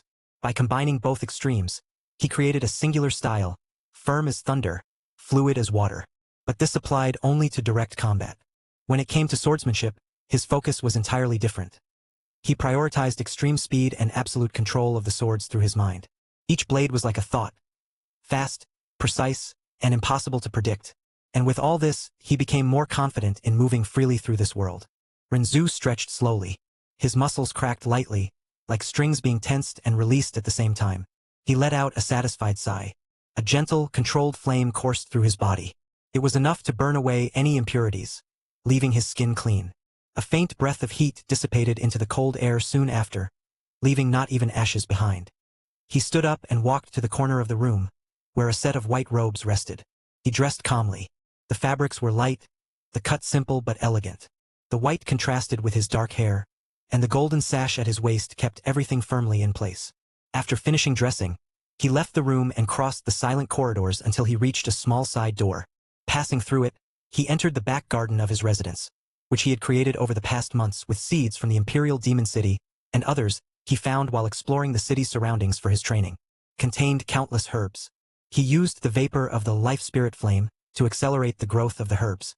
The crimson inferno blazing flower, the dragon spirit herb, the purple blood lotus, the silent void grass, the 9 heavens glacial orchid, the immortal soul vine, the golden blood mushroom, the profound eclipse flower, the 1,000 lightning celestial herb, the star abyss root, and many others. Under normal circumstances, the more precious a medicinal herb, the more dangerous and extreme the environment in which it grows. And the higher its quality, the harder it is to harvest, as even the slightest mistake in the process can damage its components, drastically reducing its effectiveness or even nullifying its effects entirely. However, this type of obstacle was not a significant problem for him. In the creation of medicines, it is common to need to grind, refine, and fuse various herbs using profound energy to extract additional effects. This process, besides being extremely complex, usually results in the inevitable loss of part of the medicinal power contained in the herbs. And as if that weren't enough, the chance of failure is always present, especially in the production of high-level medicines. To create them, not only are rare, highly valuable ingredients required, but the success rate is incredibly low. A single failure means losing everything. And, of course, not everyone has the skill needed to handle such complex formulas. But all this was part of the profession he had followed in recent months. And, for that reason, it also posed no difficulty for him. If it weren't for the medicines he created for himself during this time, he wouldn't have been able to complete the marrow tempering. The miracle of life was, without exaggeration, the most complete medical compendium in existence, and he mastered it completely both in theory and practice. During this period, he treated countless profound beasts and healed various cultivators from the rural regions of the illusory demon realm. Renzu looked at his garden. He raised his hand, and above it, a green flame appeared, flickering before taking the shape of a vermilion bird. The flaming creature took flight, soaring over the garden and spreading a delicate emerald vapor across the field. Wherever it passed, the herbs reacted, sprouts burst from the soil, flowers bloomed in an instant. It was magical. "I never tire of this sight," he murmured with a smile before gesturing with his finger, bringing the green vermilion bird to his finger, where it quickly dissolved. Renzu slowly raised his right hand, and a bluish light coursed through his fingers as if the very energy of the world had bent to his will. It was the profound energy of heaven and earth that he had partially learned to control over the past months. The most precious herbs in the garden responded to the call, and one by one, they began to lift from the soil, levitating gracefully. A slight circular motion of his fingers was enough to gather dozens of them at once. The blue glow enveloped each leaf, petal, and stem, protecting them from the slightest damage. With a fluid gesture, Renzu closed his hand, concentrating all the energy in the center of his palm, and then opened it again. A crimson flame, almost as red as blood, appeared instantly. It was the vermilion bird flames that molded into a perfectly defined cauldron. Pop, pop! The herbs were cast into the flaming cauldron without a single physical touch. Within it, the flames devoured impurities at an astonishing speed, releasing a dense medicinal aroma that permeated the surrounding air. Each crackle was the sound of toxins being incinerated until they vanished completely, leaving behind only the purest and most concentrated essence. Renzu kept his eyes fixed on the flames, his face lightly illuminated by the reddish-orange glow. This technique was something he had developed from scratch. The so-called vermilion bird divine cauldron, an alchemy technique that uses the vermilion bird flames to condense into a cauldron under his total control. To be honest, if he hadn't achieved complete mastery of the law of fire thanks to the 10 extreme Daos, it would have been impossible to accomplish something so advanced. The flaming cauldron trembled slightly, a sign that the purification process was reaching its critical point. Renzu tightened his fingers, and the flame concentrated. The herbs began to fuse, releasing their pure medicinal energy, which transformed into a shining liquid, resembling molten crystal. Renzu kept his hand steady. The medicinal liquid began to condense into small translucent spheres.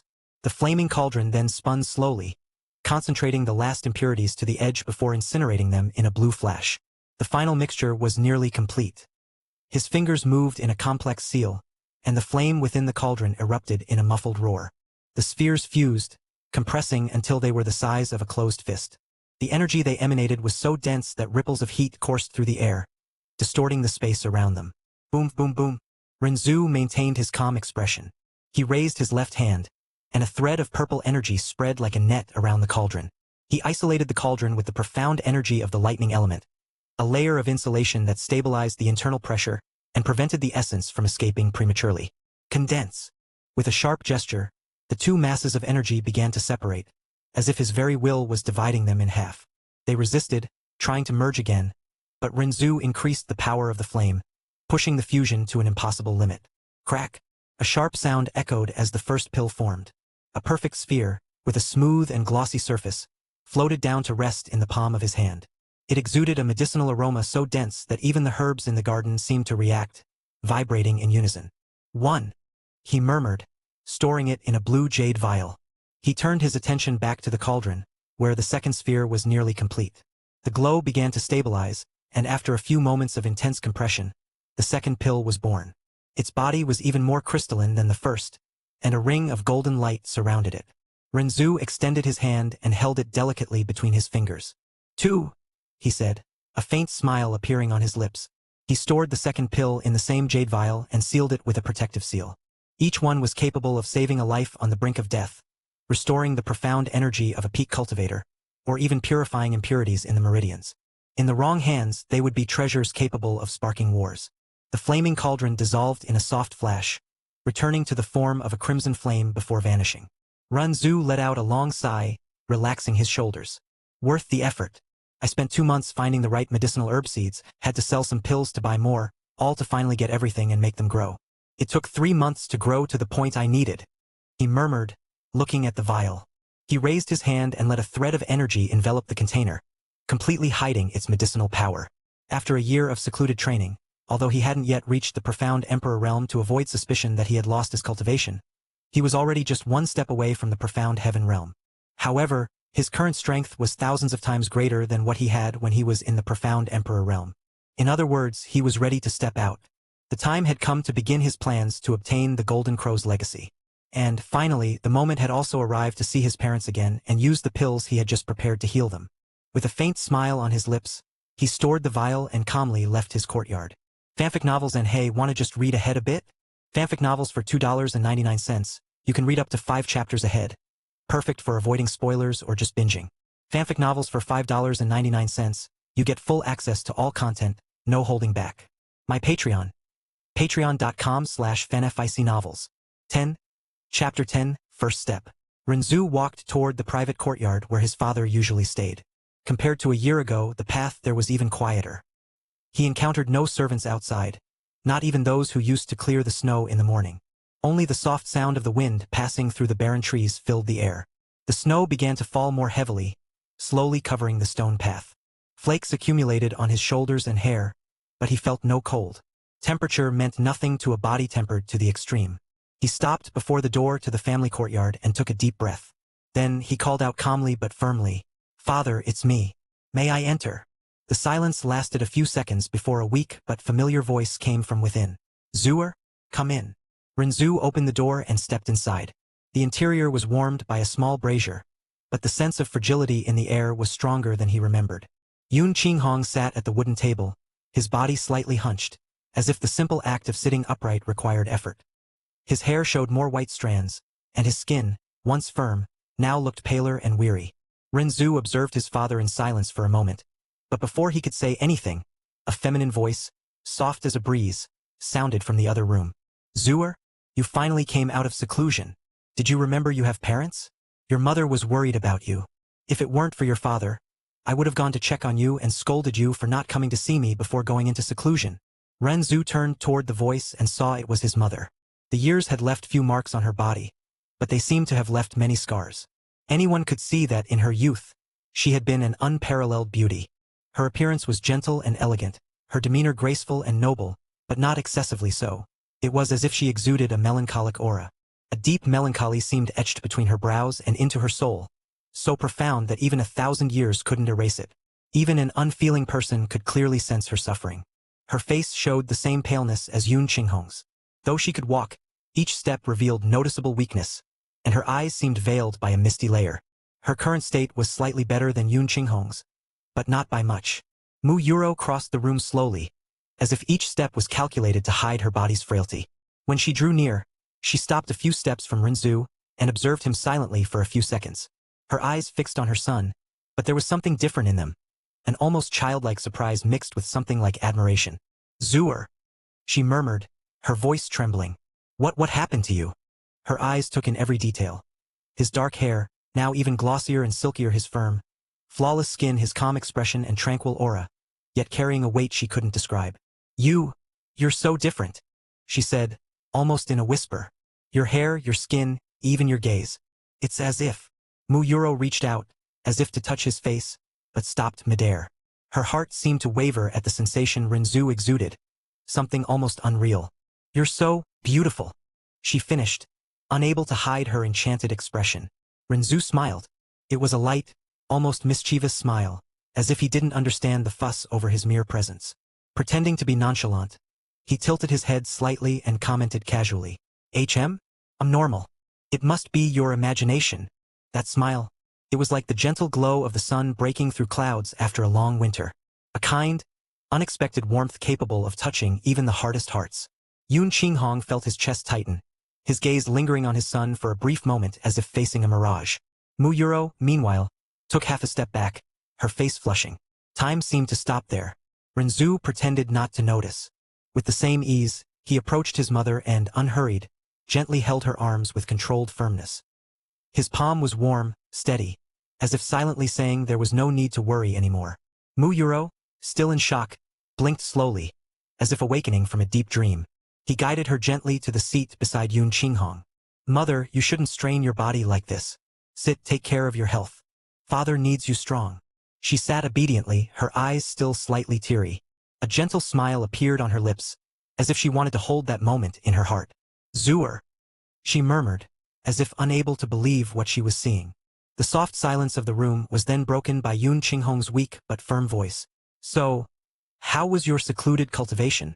Renzu shifted his gaze to his father and gave a slight nod, acknowledging the concern. "I made a great breakthrough, but that was all." Yun Qinghong raised his eyebrows slightly. Mu Yuro did too. Both exchanged discreet, confused glances. It was impossible to sense any trace of profound energy from Renzu. It was like facing a perfectly calm lake or an abyss too deep to comprehend. Well, Yun Qinghong had noticed this peculiarity about a year ago, but that day he was distracted and hadn't focused on it much. Renzu adjusted the sleeve of his robe slightly, stepping closer to the table where his parents sat. Actually, that's what I wanted to talk to you about. His words came in a calm tone but carried a subtle weight that drew all of Yun Qinghong and Mu Yuro's attention. During this year of seclusion, I met a master, or rather, a mistress.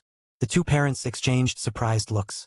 She found me when I was trying to break through a cultivation barrier and nearly had a dangerous internal reaction. She saved my life. After that, she allowed me to follow her. She taught me many things. Yun Qinghong frowned slightly. She trained you? Renzu nodded with a faint smile. Not just in cultivation, also in medicine. Mu Yuro brought her hand to her lips, surprised. Medicine? You learned medicine. I learned everything I could. Diagnosis, energy harmonization, healing techniques, basic alchemy, and advanced pill refinement. Zuer, she whispered, clearly shaken by the revelation. Who was this mistress?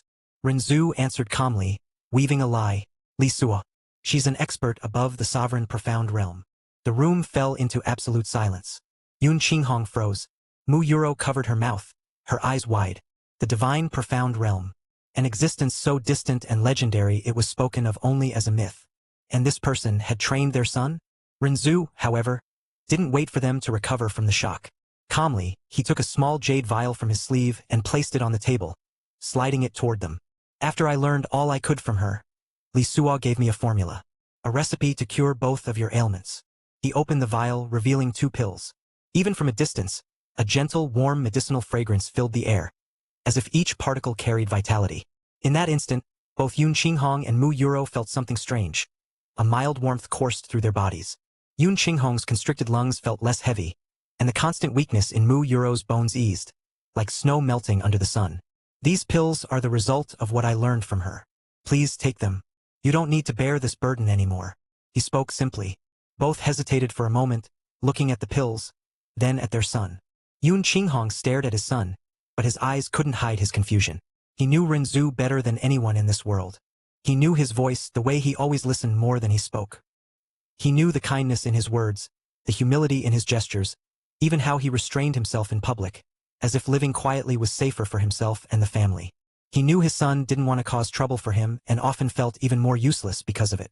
Though the boy wasn't his blood son, he raised him as his own, because he was the son of his sworn brother. It would be disrespectful to his brother if his son suffered. He always felt he had failed in that regard. On the other hand, Mu Yuro looked at her son with a heavy heart. As his adoptive mother, she had obviously noticed the change in him the moment she saw him, not just in appearance. It was him. It was her Zuer. But why did he seem so different? He used to smile more, and his way of speaking is so different. The thought crossed Mu Yuro's mind unbidden. It was as if they were facing a stranger with black eyes as deep as an endless night. Eyes that once carried vibrancy and honor, with silent hope when looking at them, now seemed too calm, too beautiful, too dark, like the waters of a bottomless lake. He was still polite, still treated them with love and care through the gesture of offering these pills. But behind that gaze was a profound calm compared to the lively innocence of a child he once had. After a few moments contemplating their son's change, both took a pill each. Yun Qinghong stared at the pill in his palm for a long time. The soft glow of the medicinal composition reflected in the brazier's flames, and even as someone who had tried countless pills in his youth, he had never seen anything so refined, so pure. Zuer, are you sure? He asked, his voice low, almost cautious. Something of this level? Is it really reliable? Mu Yuro, her fingers still trembling, raised her eyes.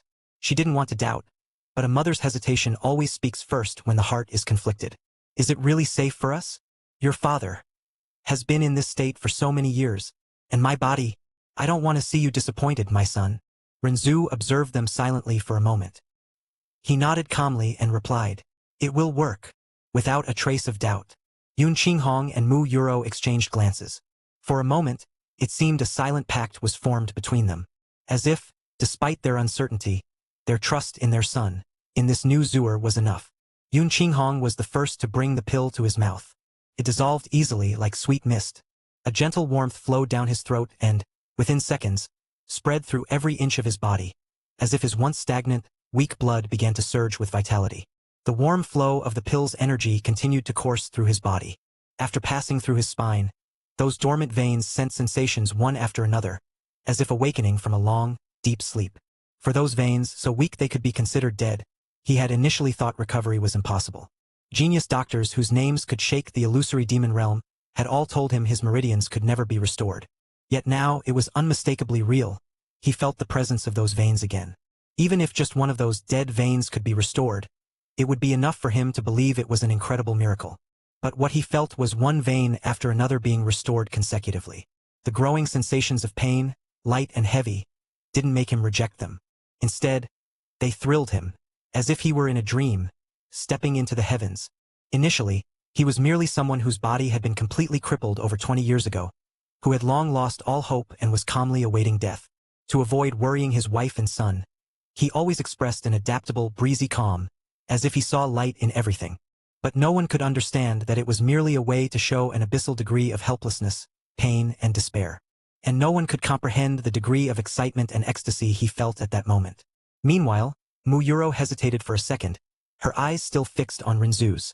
He said nothing more. He only gently held her hand, a silent reminder, "It's okay now." She then brought the pill to her lips and swallowed it unhurriedly. The effect was immediate. In that year she went to the profound sky continent to fulfill a mission. A series of tragic events unfolded. During that time, she was poisoned by one of the 4 sacred grounds there, the Sun-Moon Divine Hall. Since then, the poison had spread through her body, infiltrating her blood vessels, bone marrow, and even vital organs, just as it had with her husband. However, being slightly weaker than him, the poison advanced faster in her body, dangerously nearing her vital veins. At any moment, the poison could flare up irreversibly within her. But now, the pill instantly purged all the poison and began healing her internal injuries at a speed she could feel with her own eyes. The air in the private courtyard grew dense, almost suffocating, as profound energy fluctuations erupted from Yun Qinghong and Mu Yuro's bodies. It was as if a dormant volcano had awakened, releasing waves of power that made the brazier flicker and the windows rattle. The energy, wild and chaotic, threatened to spill beyond the room, drawing unwanted attention. Rinzu, with a swift motion, raised 2 fingers. The space around the courtyard subtly shuddered, as if an invisible curtain were being woven. He activated the ancestral space symbol, manipulating space. After 8 months of intense training, his control had reached a new level. Concealing an entire area was as simple as breathing. The technique he used was an amplified version of the Void God's concealment, sealing the courtyard in a spatial bubble, blocking any energy fluctuations from escaping through the door. Inside the room, the miracle continued. The pills, imbued with the vital essence refined by Rinzu, worked their magic. Yun Qinghong felt his once dead veins brimming with life. The profound energy, dried up for over 2 decades, now roared like an unimpeded river. His aura grew solid and majestic until it stabilized at the 5th level of the sovereign profound realm. He clenched his fists, his eyes gleaming with a vitality he had forgotten. Mu Yuro, meanwhile, felt the poison corroding her body dissolve like mist under the sun. Her vital veins, on the brink of destruction, regenerated at an impossible speed. The weakness that had bound her for years evaporated, replaced by vibrant strength. Her aura, though less intense than Yun Qinghong's, reached the 2nd level of the sovereign profound realm. Those who reach this level are called monarchs and can create their own pocket dimension for storage. This is the pinnacle of mortal achievement. The sovereign profound realm was the highest realm achievable in the illusory demon realm. In the illusory demon realm, the strong who reached the sovereign profound realm were mostly from the demon imperial city. Outside the demon imperial city, it was rare to find one in thousands of years. Even in the demon imperial city, very few reached the sovereign profound realm. The number of monarchs was the most important factor in determining a family's strength. And, at the peak of the profound cultivation world, monarchs were also divided into different levels. Though early-stage and mid-stage monarchs were both in the sovereign profound realm, their power levels were worlds apart. Yun Qinghong was a mid-stage monarch, and Mu Yuro was an early-stage monarch. The two quickly emerged from their stupor caused by the pill's refinement, and the room fell silent. For several long seconds, no one spoke. Yun Qinghong clenched his fists, opened his eyes, and looked at his hands, then at Renzu. Is this real? Mu Yuro stared ahead, her gaze lost in intense, silent emotion. Then she looked at Renzu, and smiled. Yun Qinghong stood, his body upright, free of the disease's weight. He looked at his hands, flexing his fingers in disbelief. Then his gaze returned to Renzu. A wide, almost childlike smile spread across his face. He stepped forward and clapped his son's shoulder hard, laughing loudly. Good son, he repeated, his voice choked. His teary eyes shone with pride and gratitude. You really did it. Muyuro, still seated, brought her hand to her chest, as if trying to contain the overflowing emotions. Her eyes, now clearer and free of the mist that clouded them, fixed on Renzu. She rose slowly and walked to him. Without a word, she wrapped him in a tight embrace, the kind only a mother could give, laden with relief, love, and gratitude too deep for words. Zuer, my son, she murmured, her voice breaking as she held his face with trembling hands. Thank you. Renzu only replied softly. I just did what needed to be done, mother. You've always taken care of me. Now it's my turn. Yun Qinghong, still laughing, wiped away an unpermitted tear. He approached, placing one hand on Mu Yuro's shoulder and another on Renzu's, forming a family circle that hadn't felt so complete in years. You say just did what needed as if it's something simple, he teased, his voice full of pride. But Zuer, what you did, it's a miracle. A miracle not even the best doctors in the illusory demon realm could dream of achieving. Renzu looked away for a moment, as if the intensity of his parents' emotions made him uncomfortable. It wasn't just my doing, he replied, keeping his tone casual. My mistress, Li Suo, guided me. Without her, I wouldn't have come this far. Mu Yuro, still holding her son's hands, frowned slightly. This Lisa, who is she really, Zuer? An expert above the sovereign profound realm. That's something we haven't even heard in legends. Why did she choose you? And where is she now? The question was natural, but Renzu sensed that his parents, despite their gratitude, still carried the caution honed by years of living under pressure and suspicion in the illusory demon realm. He knew he had to be careful with his words, especially since the story of Li Suo was a fabrication to protect the true origin of his progress. She's a recluse. She doesn't like getting involved in worldly affairs. When she found me, she saw potential in me, or maybe it was just her whim. After teaching me, she left. She said she wanted no ties or fame. I don't know where she is now. Yun Qinghong crossed his arms, his brow furrowed in thought. An expert of that level, choosing you and then vanishing without a trace. It's hard to believe, but... He looked at his hands, feeling the familiar profound energy from 20 years ago. The pills you brought are proof enough. There's no way to doubt what you say, Zuer. Muyuro, however, still seemed hesitant. Her maternal eyes studied her son with a mix of love and concern. Zuer, you've changed so much. It's not just your appearance or strength. It's as if... She paused, searching for the right words. What happened during this year? What did you face? Renzu felt a slight pang in his chest. Nothing much, mother. I just trained my mindset, which my mistress said was a bit flawed. She then taught me medicine and her profound arts before leaving me. Mu Yuro opened her mouth to press further, but Yun Qinghong placed a hand on her shoulder, shaking his head slightly. Let him be, Yuro.